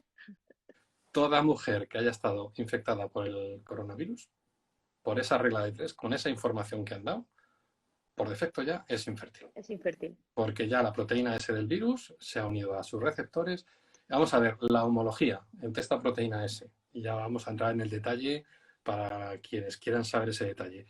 La homología entre esa proteína S y la sincitina creo que no pasa de 4 a 6 aminoácidos. Es decir, si tú lo metes en los programas de comparación de secuencias, te dicen que no encuentra. Tú metes la proteína S del virus y te dices que lo compare con todas las secuencias humanas, con un BLAST, que es el sistema que se llama para comparar nuestras secuencias. Lo digo porque habrá gente que lo quiera saber y lo quiera buscar. Busquen la palabra BLAST. Esto es un programa de comparación. Metes la secuencia de la proteína S y dices, compáramelo con todo lo humano. No encuentra nada. Te dice que no hay indicios de similitud. Entonces, por favor, es que la gente que está transmitiendo esto está haciendo muchísimo daño. Y además, ¿para qué? Insisto, sin saber de biología. Si es verdad, esa proteína S del virus, a todas las infectadas, nos está dejando estéril por defecto. Y bueno, pues espero que alguna que haya sido infectada nos diga que está embarazada y nos saque aquí de... Pero es complejo porque normalmente la gente que lanza ese bulo sobre la vacuna es la que dice que el virus no existe. Entonces su teoría tiene sentido, porque como el virus no existe, Alfredo, en realidad en su mente encaja. Lo que te deja mal es la vacuna, no el virus. Es una paranoia, ¿eh? No, pero sí que reconocen que existe la proteína S spike del virus. Claro que lo reconocen. Dicen que el virus no ha cumplido los postulados de Koch en su caracterización, que eso es otro melón que da para mucho y que no vamos a entrar ahora, pero en fin, que si a mí la proteína S me deja estéril, tengo que saber de que es lo cualquiera mismo que la haya proteína tenido S de la la vacuna que la enfermedad. proteína S del virus. Cosa que no se sustenta por ninguna parte, biológicamente hablando. Susi ahora está intentando portarse bien y pregunta por el vídeo de la enfermera americana con efectos secundarios en el aparato motor. Porque claro, vídeos de gente que se ha puesto la vacuna y ha tenido problemas, hay muchísimos, Hay pero muchísimos. correlación no implica Esa es la del causalidad. síndrome vasovagal que se desmayó. No lo sé, lo ha puesto Susi, que es la que Bueno, era de las cosas hay importantes. reacciones anafilácticas, hay desmayos, hay muertes, porque claro, se han vacunado ya millones de personas. Entonces, Hay gente después, incluso que se ha puesto la vacuna y le ha caído un rayo. También ha sido titular. efectivamente, eso también lo he visto. Eso también lo he visto. Y la Pues por parálisis, estadística. la parálisis facial. Háblanos de eso, que también se habla muchísimo, de la parálisis facial. Eso ha habido 3 o 4 casos, tiene un nombre que ahora no recuerdo. Y bueno, lo que pasa es que es transitoria. Yo a esto no le daría... sería una de las complicaciones graves, sería una de las complicaciones... ¿No se me oye? Sí. Digo que se va, que la parálisis luego se va, no que se vaya. Y que sería una de las complicaciones más severas de las que se han visto, pero que es transitoria, desaparece. Y dura un par de días y tiene un nombre que ahora mismo no soy capaz de recordar, porque es un nombre raro. Si luego lo veo, te lo paso y lo pones. ¿Vas a dejar el vídeo grabado, que me lo van a preguntar? Lo voy a dejar grabado, por supuesto. Se va a quedar ahí en el feed. Y está preguntando todo el mundo, pero como responde la gente, yo siempre dejo los directos guardados y este es súper interesante. A parálisis de Bell, perfecto, muchas gracias, pues la acaban de poner ahí, la parálisis de Bell. Ha pasado en unos cuantos casos, no muchos, y es hasta ahora el efecto secundario más grave, porque la reacción anafiláctica no se ha demostrado que sea anafiláctica, y si esas personas tenían alergia a alguno de los productos de la vacuna, pues ya está, apaga y vámonos. Aprovechando una de las preguntas que me habían hecho, ahí ya se me ha ido. Bueno, me acordaré. No hemos hablado nada de tratamientos, no es el tema del directo de hoy. Ya hemos comentado, el resumen es igual que en el VIH, pues todavía aquí no tenemos un tratamiento, pero sí que es noticia estos días el fármaco de Grifols. ¿Qué sabemos de esto? Pues esto es una muy buena noticia, además es un producto español y es un tratamiento complementario, que de nuevo los titulares manda narices. Sí, y bueno, y titulares especificar, que ahora lo explicarás bien, pero que los ensayos clínicos comienzan ahora en febrero, sabremos los resultados más adelante y ya lo están vendiendo como que ya tenemos un tratamiento. Eso al final hace que nos relajemos todo un poco. Y además, mira, no lo tenía previsto, pero como lo tengo aquí al lado, tengo cositas para enseñarlo. Se ha utilizado hasta ahora, y esto sí se ha utilizado como terapia, el plasma de convalecientes, que es personas que han pasado la enfermedad y tienen anticuerpos. El famoso plasma hiperinmune, que hemos hablado de ello porque en el tratamiento, en el hospital donde trabaja mi amiga Inés, la intensivista, en el Puerta de Hierro, tienen hecho un proyecto... El jefe de servicio, que se llama Rafael Duarte, fue compañero mío en Londres, en mi estancia en Londres. Así que Rafa Duarte Palomino, le recuerdo muy bien de Londres. Es ahora el jefe de servicio y ha sido el coordinador de este ensayo. Lo que han encontrado es que, bueno, esto se conoce ya, es una cosa que no es novedosa, es un tratamiento histórico. Y de hecho, por ejemplo, las personas que les pica un escorpión o una araña de estas venenosas y tal, están los antídotos que son plasma, donde hay anticuerpos para ese veneno. Entonces, en un plasma, ya sabéis que yo represento los anticuerpos con pinzas, pues tenemos todo, como veis, pinzas blancas, la inmensa mayoría, pero hay alguna pincita de color. La roja, aquí tengo una roja y tengo una azul. Y esto hace referencia a las proteínas del virus. Son anticuerpos frente a las proteínas rojas y las proteínas azules. Entonces, en una persona que ha superado la enfermedad, tiene anticuerpos frente al virus. Y esto se puede usar como tratamiento. Se ha usado ya. ¿Qué pasa? Bueno, pues se ha visto que solo vale en los primeros momentos de la enfermedad. Cuando ya una persona tiene la enfermedad muy avanzada, pues el plasma no le ayuda, ya tiene sus propios anticuerpos, ya no le ayuda a detener la infección y bueno, pues hay poca concentración de anticuerpos. Entonces, este paso extra que ha dado o que está dando Grifols es una cosa, es un tratamiento, tampoco es nuevo para el coronavirus, se lleva haciendo muchos años en inmunodeficientes. Es coger donantes de estos hiperinmunes que han pasado la infección y purificar los anticuerpos, de modo que eso que era mayoritariamente azul, ahora como ves, se ha convertido en que es una colección de anticuerpos frente a lo rojo y frente a lo azul. Ujú. No llega a ser el 100%, pero casi. Y probablemente igual hasta ya supera el 95-99% de pureza de anticuerpos frente al virus. Entonces, estos son las inmunoglobulinas hiperinmunes. Y Ujú. esto es lo que en los titulares de los periódicos ha salido, que al inyectarlo producen inmunidad inmediata frente a la COVID.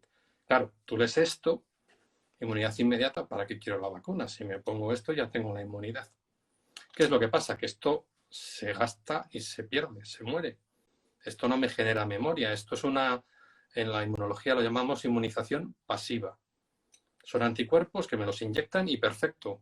Bloquea que yo tenga la infección, que progrese a una sintomatología grave. Pero dentro de 3, de 4 semanas, que es lo que habrá que ver cuando salga el ensayo clínico, en 3 en 4 semanas esa inmunidad desaparece y no me queda memoria. Esto, para que me entiendan las embarazadas también, pasa con las inmunoglobulinas que están en la leche de la madre. La pasan al niño, al bebé, con la lactancia, pero pasadas 3 o 4 semanas estas inmunoglobulinas han desaparecido porque tienen las proteínas, es lo que le pasa, se gastan y desaparecen. Así que va a ser una terapia complementaria, va a ayudar muchísimo a que personas recién diagnosticadas no agraven. Si sale bien, que todo esto hay que probarlo, pero sobre el papel, teóricamente, si esto sale bien, va a ser buenísima como complemento para los que estén malitos, para las personas que no se puedan vacunar. Pero eso Imagínate. sería para personas que estén infectadas. De momento se puede plantear para personas que estén recién diagnosticadas para que bloqueemos el avance de la enfermedad, porque estos anticuerpos bloquearían que el virus infectara otras células, o sea, bloqueamos el avance. Esto, por ejemplo, se hace mucho con el tétanos. Si tú te pinchas en la planta del pie con una astilla y no te acuerdas si tienes la antitetánica reciente, te ponen la que llaman la gamma-globulina antitetánica. Y eso hace que la enfermedad no prospere porque se bloquea la toxina del tétanos. Pues esto sería igual. Te diagnostican por PCR, por el test de antígeno, que tienes la infección y te ponen la gamma-globulina anti-COVID. Y entonces bloquean la progresión de tu enfermedad. Te curan de modo inmediato. O sea, no sigue el virus creciendo. ¿Qué es lo que pasa? Que dentro de 4 semanas te puedes infectar otra vez. Pues se te acaba el efecto. Y también va a ser muy útil para personas que no se puedan vacunar. Por ejemplo, los alérgicos a una de las vacunas le van a poder poner esta presentación. Los inmunodeficientes que pudieran tener algún problema con vacunas vivas. Pues para todos Y los que esta no se gente pueden vacunar, tendría que ponerse este tratamiento de manera constante. eso es. Sería cíclico. Habría que ver cuánto dura. Lo habitual es que los anticuerpos duren en nuestro organismo entre 3 y 4 semanas. Habría que ver esto cuánto dura. Uh-huh. ¿Y ya hay algún tratamiento así que se esté haciendo contra algún otro virus o contra alguna otra bacteria? Con esta, sí, te digo la antitetánica, por Vale, claro, ejemplo. sí, lo acabas de decir. Vale, pero La la antitetánica. pregunta es, si una persona no está vacunada de tétanos a un inmunosuprimido, ¿se le aplica esto solo en el caso de que tenga susceptibilidad, o se piense que se ha infectado, no de manera rutinaria? En este No, esto caso, es, por ser pandemia, se podría plantear a lo mejor al ser una pandemia hasta que hubiera una inmunidad de grupo que se hiciera de claro. manera constante. Mientras que no hubiera vacunas, se podría plantear pues, en personas de riesgo, en personas, por ejemplo, en sanitarios que no se puedan vacunar pues, por algún motivo, porque alguna de las vacunas tenga microorganismos, virus, o porque no haya vacunas, simplemente. Pues podríamos transitoriamente dar este tratamiento cíclicamente. Pero no es el sustitutivo. O sea, lo que sí tenemos que quedar claro es que es complementario. Vale para algunas cosas y para mí, en mi juicio, lo que más vale es que si yo me infecto, lo pongo y consigo dos cosas, porque esa persona infectada probablemente genere memoria por su infección y a la vez detengo la evolución de la Controlado. enfermedad. Entonces Uh-huh. sería un fármaco de uso muy claro y muy directo que sería el primero que tendríamos para esta infección.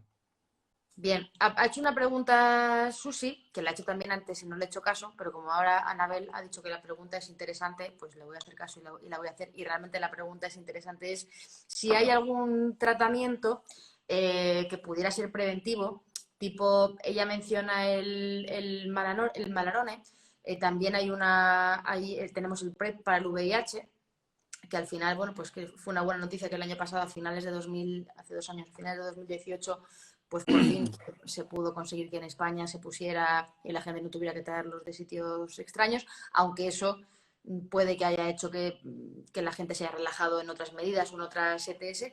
y es lo que se pensaba que se podía conseguir con la hidroxicloroquina, ¿no? O sea, en plan, frenar esa replicación del virus y tú, lo que muchos sanitarios al principio de la pandemia lo hicieron y dijeron, venga, pues vamos a tomar de manera preventiva hidroxicloroquina. Sobre eso, igual que con el VIH, sí que hemos conseguido el PrEP. ¿Sabes si hay algún estudio en marcha? Porque realmente sería también una buena idea. Pues en plan preventivo, no sé si hay algún estudio en marcha. Esto que hemos hablado ahora sería preventivo, pero sería temporal, no sería permanente. Igual pasaría con la Bueno, hidroxicloroquina. el PrEP es absolutamente, o sea, el PrEP te lo tomas y si dejas de tomarlo te puedes infectar, porque lo que hace es inhibir que se replique el virus, pero bueno, que lo llaman incluso como la pastilla del día después Sí, del VIH, pero para evitarlo tienes que estarlo tomando de manera continua. pues Sería distinto. esta gamma globulina sería preventiva también. Si, pues, por ejemplo, yo no me quiero vacunar por el motivo que sea, o porque no puedo, o porque no quiero, pero quiero cubrirme porque estoy con pacientes a riesgo, pues me puedo poner la gamma globulina. Esto podría ser preventivo. Pero sí que hay algún par de fármacos y uno que suena mucho y sé que está en fase 2, creo, de reclutamiento ya, es el Aplidin, que es un antirretroviral que se le vio algún efecto, perdón, es antitumoral en este caso, es un antitumoral, pero que se vio que podía tener pues como 10 veces más efecto que el Remdesivir, que ha sido el gran bluff de Sí. esta historia, incluso más que la hidroxicloroquina. Entonces, bueno, bien es verdad que no estamos muy al día de las investigaciones en estas líneas porque está todo focalizado a la vacuna, la vacuna, La la vacuna. vacuna. Entonces, los fármacos, que también me consta que hay muchísimos en estudio, no estamos tan al tanto de cómo va. Y, hombre, yo creo que hay que aprovechar el tirón para que también todos estos fármacos pasen a las fases 3. Esto, Bueno, pues yo, estaremos. en este momento, Aplidin y la gamma globulina son los dos que claramente sé que pueden tener utilidad preventiva. Vale. Por ir terminando, Alfredo, háblanos de algo que te importa mucho, que es de cómo al final mantener nuestro sistema inmunitario, bueno, pues en orden. Están preguntando mucho sobre la vitamina D. ¿Realmente la vitamina D nos puede ayudar? ¿Cómo estamos con respecto a esto? Las recomendaciones de primero de pandemia eran no suplementarnos, porque no hacía falta, aunque estábamos confinados, porque eran cosas de 4 días, bla, bla. Pero ¿cómo estamos ahora con respecto a esto? Pues estamos igual, salvo un poco con una cierta interrogación, colocaríamos la vitamina D. Pero para cuidar el sistema inmunitario, no para la COVID en particular, en general, para cualquier infección, para cualquier situación, hay 6 recomendaciones básicas. Una alimentación completa de todos los grupos de alimentos sin ninguna restricción, porque hay muchas dietas, como tú bien sabes, que restringen de algún grupo, entonces sin ninguna restricción, una alimentación completa. Tus monerías estas son maravillosas, me tienes que enseñar a hacerlas. Esta la he Otra hecho es, mal porque no la he desplazado. No, si te das cuenta, estoy tapando la D, pero ahí hay una D. hay una D, vale. El sueño, 7 horas de sueño El mínimo. sueño como el que tienes tú, Alfredo. Si Que son ya te 8 dejo en paz. mejor. Si son 8 mejor, pero 7 horas mínimo de descanso. Bien. El ejercicio físico, esto además lo hablamos tú y yo, solo lo podemos decir que vayan a nuestro programa de la sexta noche en Star Wars, lo Aquella repasamos. noche maravillosa. Sí. El deporte, más que deporte, ejercicio físico, y hay una serie de horas a la semana, dependiendo de que sea más o menos intensidad. Estar al día de nuestra cartilla de vacunaciones y no consumir tóxicos, y entendiendo por tóxicos alcohol, tabaco y drogas. Entonces, esto es un poco el conjunto. Suplementaciones también decíamos que en condiciones de salud no era necesaria ninguna, que esta era la única restricción, en todo lo demás eran positivos y la única restricción era que no había que suplementar, que es lo que me estabas preguntando. Y bueno, ha habido mucha controversia con la vitamina D. La vitamina D es una de las vitaminas que tiene más efectos positivos para las defensas. Pero es una vitamina que fundamentalmente se sintetiza por efecto de la luz del sol en nuestro cuerpo. ¿Y qué es lo que pasa? Que a pesar de que estamos en un país con muchísima luz, con muchísimo sol, pues nuestra exposición real al sol no es tanta, porque tenemos mucha parte cubierta y cuando llega el verano y vamos a la playa, pues nos ponemos unas protecciones muy altas que hacen que ese filtro sea muy bueno para que no se desarrollen cánceres, pero también evita los efectos de la síntesis de la vitamina D. Por lo tanto, parece ser que somos un país que tiene un cierto déficit. Entonces, la recomendación, y esta sigue siendo igual, es que si yo tengo niveles suficientes de vitamina D, no tengo que suplementar de ninguna manera. Y aparte de la luz solar, pues hay algunos alimentos, como algunos pescados azules, como el aguacate, sobre todo, que tienen vitamina D. Así que aguacate es muy sano. Me No gusta sé el si aguacate. no sé si la alcachofa, porque ahí ya me pierdo, que te gusta Menos, tanto, tiene menos. vitamina El D, brócoli. Yo soy de brócoli y la alcachofa, pero hay principalmente el pescado aguacate. azul, huevos, lácteos. Los veganos lo tienen un poco más difícil todavía, porque ni Sí, pescado, ni huevos, ni ni, huevos ni ni lácteos. leche. Entonces, Entonces, ha habido estudios, hay un posicionamiento de muchos científicos de por qué no suplementar con vitamina D. Entonces, ¿por qué de mi principio hay tanto miedo a suplementar con vitamina D? Pues porque, mira, si suplementamos con vitaminas que se diluyen en agua, como la C, eh, pues puede ser que no pase nada, pero nada más que tengamos una orina un poquito cara, porque nos ha costado cara la pastilla, pero nada más.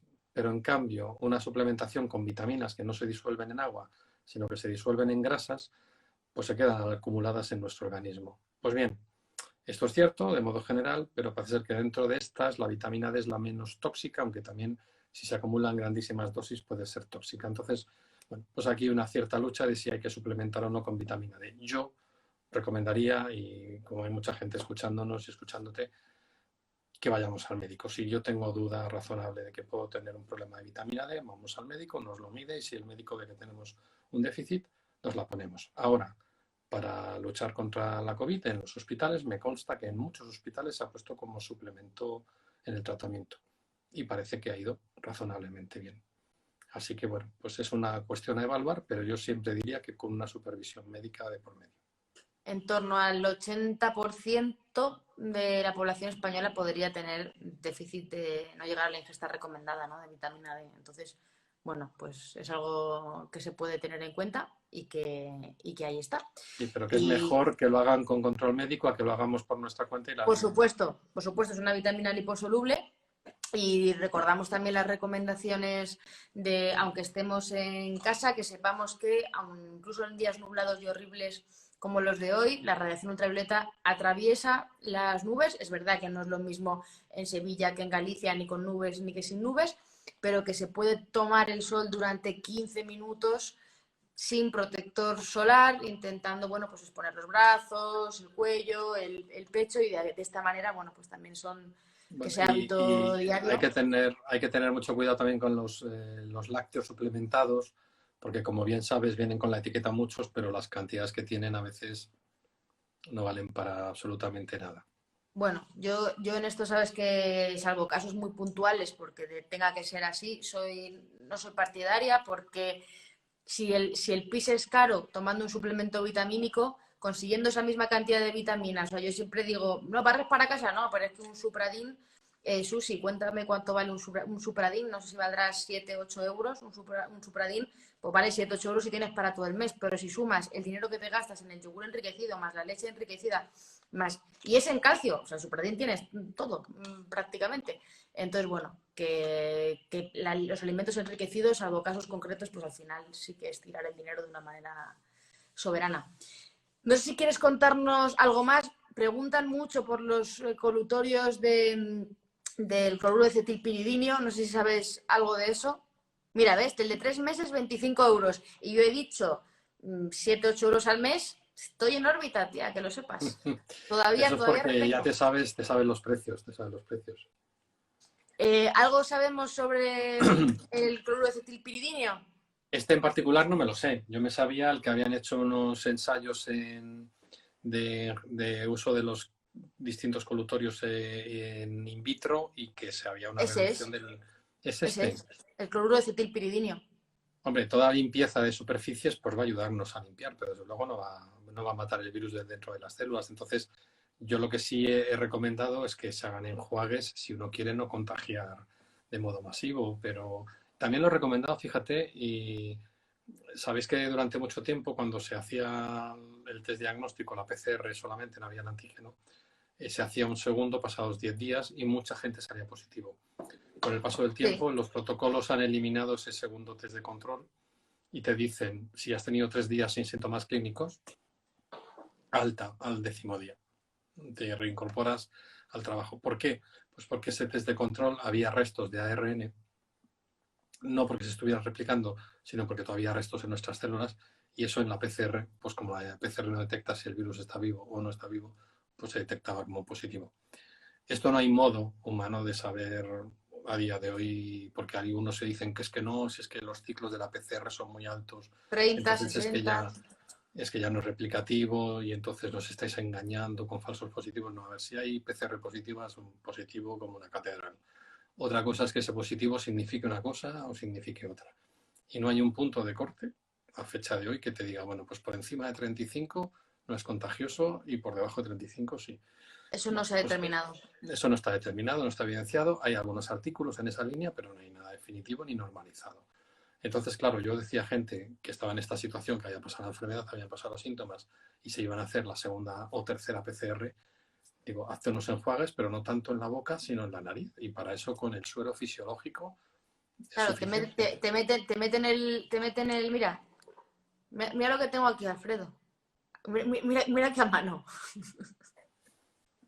Eso me lo han metido esta mañana, el escobillón. Esta mañana para hacerme el antígeno. Pues eso, con el Pues suelo entonces, fisiológico al final hace esa limpieza. pues el suero fisiológico hace la misma limpieza que cualquier producto de estos químicos de los enjuagues.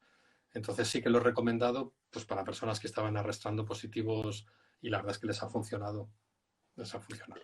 Lo que pasa es que no es un consejo que damos así de manera generalizada, porque también podría servir a lo mejor para un positivo que deba serlo, que diera un falso negativo. O sea, quiero decir, No, personas de claro, duración prolongada, obviamente yo lo quiero dejar aquí aclarado porque luego la gente va haciendo cosas, interpretaciones. no, esto Con sería respecto, para personas que hacen controles porque por el motivo que sea tienen que tener muy controlado, viajan mucho y han pasado la enfermedad y por el motivo que sea hay gente a la que se les atrasa una PCR positiva de restos virales meses.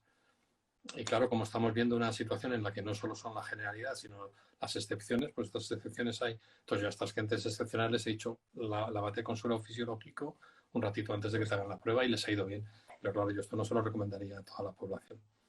la última pregunta, Alfredo. Otro día hablamos de los test, pero al hilo de esto, como has dicho que no hay un punto de corte con las PCR y tal, pero esa, digamos, creencia que se ha extendido de, bueno, si das PCR, tienes la PCR positiva, pero si el test de antígenos es negativo, es que no puedes contagiar porque tienes poca carga viral. Es que eso es complicado, complicado.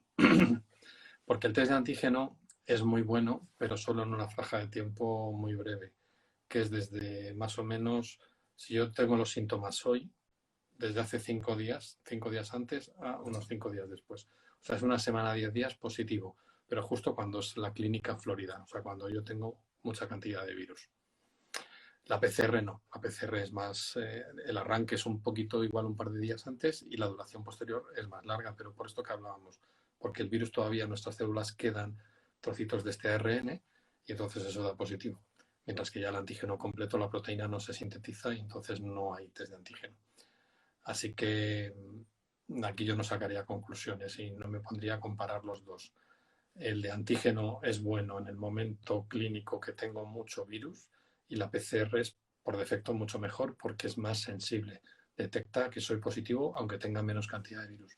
Porque ha pasado muchas veces, me hago el antígeno hoy negativo y pasado mañana estoy contagiando a mis padres en una cena. Esto ha Exacto. pasado. Y con la PCR puede pasar, pero mucho más difícil que pase. Bien, te dejo irte a dormir, solo nos queda revelar la gran respuesta del millón, que es ¿qué edad tiene Alfredo Corel? 1 hora y 45 minutos después. Yo iba a decir que las adscritas, que como aquí hay que fomentar el espíritu crítico y la búsqueda de datos fiables y fehacientes en Internet, que si ponen Alfredo Corel en Google, lo primero que sale es la Wikipedia y que si pinchan sale el año de nacimiento. Y que la Wikipedia es mucho más fiable de lo que era antes, hoy en día. Así que es una Siempre información ha sido, contrastada. siempre ha sido muy fiable, pero de 10 años para acá es la enciclopedia más fiable del mundo y de hecho hace ya años que pasó la criba de ganar a la británica. Así que en este momento, además, yo animaría a que la gente interesada participara en el proyecto Wikipedia español, porque tenemos todavía muchos wikis que no están en español, que en inglés están maravillosos, Yo hace ya 5 años que participo con los estudiantes y mejoramos las cosas de inmunología en español. Así que quienes tengan un poquito de interés y ganas a editar en Wikipedia, que es muy bueno, es muy interesante y es muy positivo porque haces una labor para futuras generaciones. Así que nada, Wikipedia es muy creíble y si pulsáis Alfredo Corel os va a salir el año de nacimiento. Bueno, y por último, ya que te había prometido el viaje al pasado, que nos cuentes en un segundo que, ay, no sale bien, ¿qué hacías tú con Mariñas hace no sé cuántos años? Porque yo vi esto el otro día, digo, esto me lo tiene que contar. Eso fue chulísimo. A ver, yo empecé trabajando en el Hospital 12 de Octubre de Madrid en el año 84. Por eso te decía antes que me comí los primeros años del SIDA en España. Y la tesis la leí en el año de las Olimpiadas y de la Expo en el 92. Entre medias, pues aprendí a hacer PCR, o sea, fíjate, en la PCR esta nueva del año Por eso. 2020, aprendí a hacer la PCR y entonces tuvimos la primera máquina que hacía las PCRs. En el fondo es una reacción, no vamos a contarlo aquí otro día si quieres, que se pone un tubito en los primeros tiempos en 3 temperaturas. Se ponía en hielo, como cuando tenemos un hielo picado, luego se ponía en agua hirviendo, que era el equivalente a los 99-100 grados, y luego entre medias se buscaba una temperatura intermedia que, bueno, en los primeros momentos eran 37 grados, la temperatura, digamos, corporal. Entonces teníamos un bañito de agua a temperatura corporal. Y tú ibas con el tubito de una a la otra, y en cada temperatura, pues igual estaban unos segundos, medio minuto. Yo te aseguro que esas primeras PCRs que yo hice a mano no podías mear. Es que no te daba tiempo literal, entonces te tirabas 3 horas con el tubo, pa. Pero esto finalmente llegó a una máquina. Y esta máquina no llegó en el año 80 y yo empecé a hacer las PCRs en el año 87 probablemente, 87 por ahí, a manita. En el 88 llegó lo de esta noticia de Mariñas, que es el primer secuenciador automático de ADN que entró en España y entró en nuestro laboratorio en el Hospital 12 de Octubre de Madrid. Y en la fecha es imposible que se me olvide porque fue el 8 del 8 del 88. El 8 del 8 del 88 el secuenciador entró. La noticia de Mariñas se ha intentado buscar de qué fecha es y no lo he conseguido porque fue unos días después. Ya el secuenciador estaba instalado, funcionaba, así que probablemente sería de, a lo mejor hasta de septiembre. Pero bueno, en esa época el telediario no está grabado día a día todavía y no lo he encontrado, pero sí que teníamos el vídeo de aquella época porque, hombre, salir en el telediario de las 3 con Mariñas era la única tele que había. Lo veían Entonces, 20 millones de personas. yo lo he recuperado ese vídeo el año pasado, en marzo, con motivo de la cátedra, porque la otra persona que sale conmigo, que es Manolo Martín Villa, que es inmunólogo de la Complutense y muy amigo mío, salíamos los dos. Entonces lo tenía y me lo regaló. Y entonces yo puse ese trocito de vídeo en la oposición a cátedra como mérito, para que supieran que yo estaba en el año 88 secuenciando ¿Tú estabas allí? y usando PCRs. Y el otro día, cuando decían esto de que la PCR nos la hemos inventado en el 2020 y que el inventor decía que no valía para diagnosticar cantidad, cuando este señor se murió el año pasado antes de que apareciera el coronavirus, todas estas cosas, dije, bueno, pues para que vean que de verdad la secuenciación y las PCRs existen hace muchos años. Que un poco de historia a veces nos falta aprender. Entonces recuperé el vídeo y nada, quedó chulo. Me gustó mucho. Bueno, Alfredo, tengo que darte las gracias por estas casi 2 horas, como dicen por ahí, que te he exprimido. Mañana te vas a acordar de toda mi familia. Este atraco a mano armada a 2 días vista para 2 horas. Si lo llegas a saber, me das las buenas noches el lunes. Bueno. He tenido la suerte de que, como pensaba que se podía retrasar, he cenado un poquito antes, así que se va a acordar más de ti mi marido que yo. Bueno, mis disculpas a Vicente, ya le compensaré de alguna manera, seguro que se me ocurre que tengo mucha imaginación, pero quiero decirte que este directo lo ha visto muchísima gente a lo largo de estas 2 horas, que creo que hemos resuelto muchísimas dudas que tenía mucha gente. Lo dejaremos en IGTV, lo subiremos también a YouTube para poderlo compartir en YouTube y estoy segura que la gente lo va a seguir viendo, así que te agradezco mucho este esfuerzo, una vez más por la divulgación. Y nada, espero verte pronto para tomarnos eso que nos tenemos que tomar juntos desde hace mucho tiempo. Y antes de eso, que no sé cuándo llegará, la primera vez que te vea, tengo una cosa para ti, te voy a hacer spoiler, ya vas a ver, porque me acaban de llegar, ¿vale? Y bueno, no sé si me lo pongo, si se va a ver suficientemente bien. pero vas a tener que lucirlo en algún momento. Es un delantal. Bueno, qué chulada. Pon un inmunólogo en tu vida. Qué chulo. Pues nada, Me encanta. Me encanta, me tengo uno encanta. para ti, así que la próxima next time que te encuentre, pues Fenomenal. te Pues a tendrás ver que poner. si cuando te invite a cenar, mejor la compro, la cena, porque va a ser mucho mejor que la cocine yo, pero lo utilizaré para mis escarceos con las alcachofas y los brócolis. Claro, efectivamente, efectivamente. Bueno, Un pues placer. enhorabuena por esa iniciativa de poner un inmunólogo en tu vida. Nos ha dejado clara la pandemia que necesitamos no uno, sino muchísimos, pero Y bueno. una cosa que te pongo aquí, porque hay mucha gente, ya se va a quedar grabada, aunque lo he puesto en Stories y lo seguiré diciendo, la Sociedad Española de Inmunología ha sacado una aplicación muy interesante, que además has hablado de esto tú en un directo reciente, y funciona muy bien. Es para que una persona pueda distinguir si sus síntomas se enfocan a un catarro, a una gripe o a un coronavirus. Ah, pues fantástico, lo vamos a Es compartir ahora súper interesante, en súper el directo. interesante. ¿Cómo se llama la aplicación? Se llama SEICOV, SEI de Sociedad Española de Inmunología, COV, SEICOV, y está para Android y para iOS. Pues Así nada, que lo dejaremos reseñado muy también ahí recomendable. ahora para ponerlo. Fenomenal.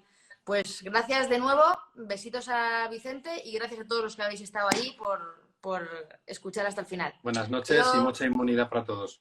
Hasta luego.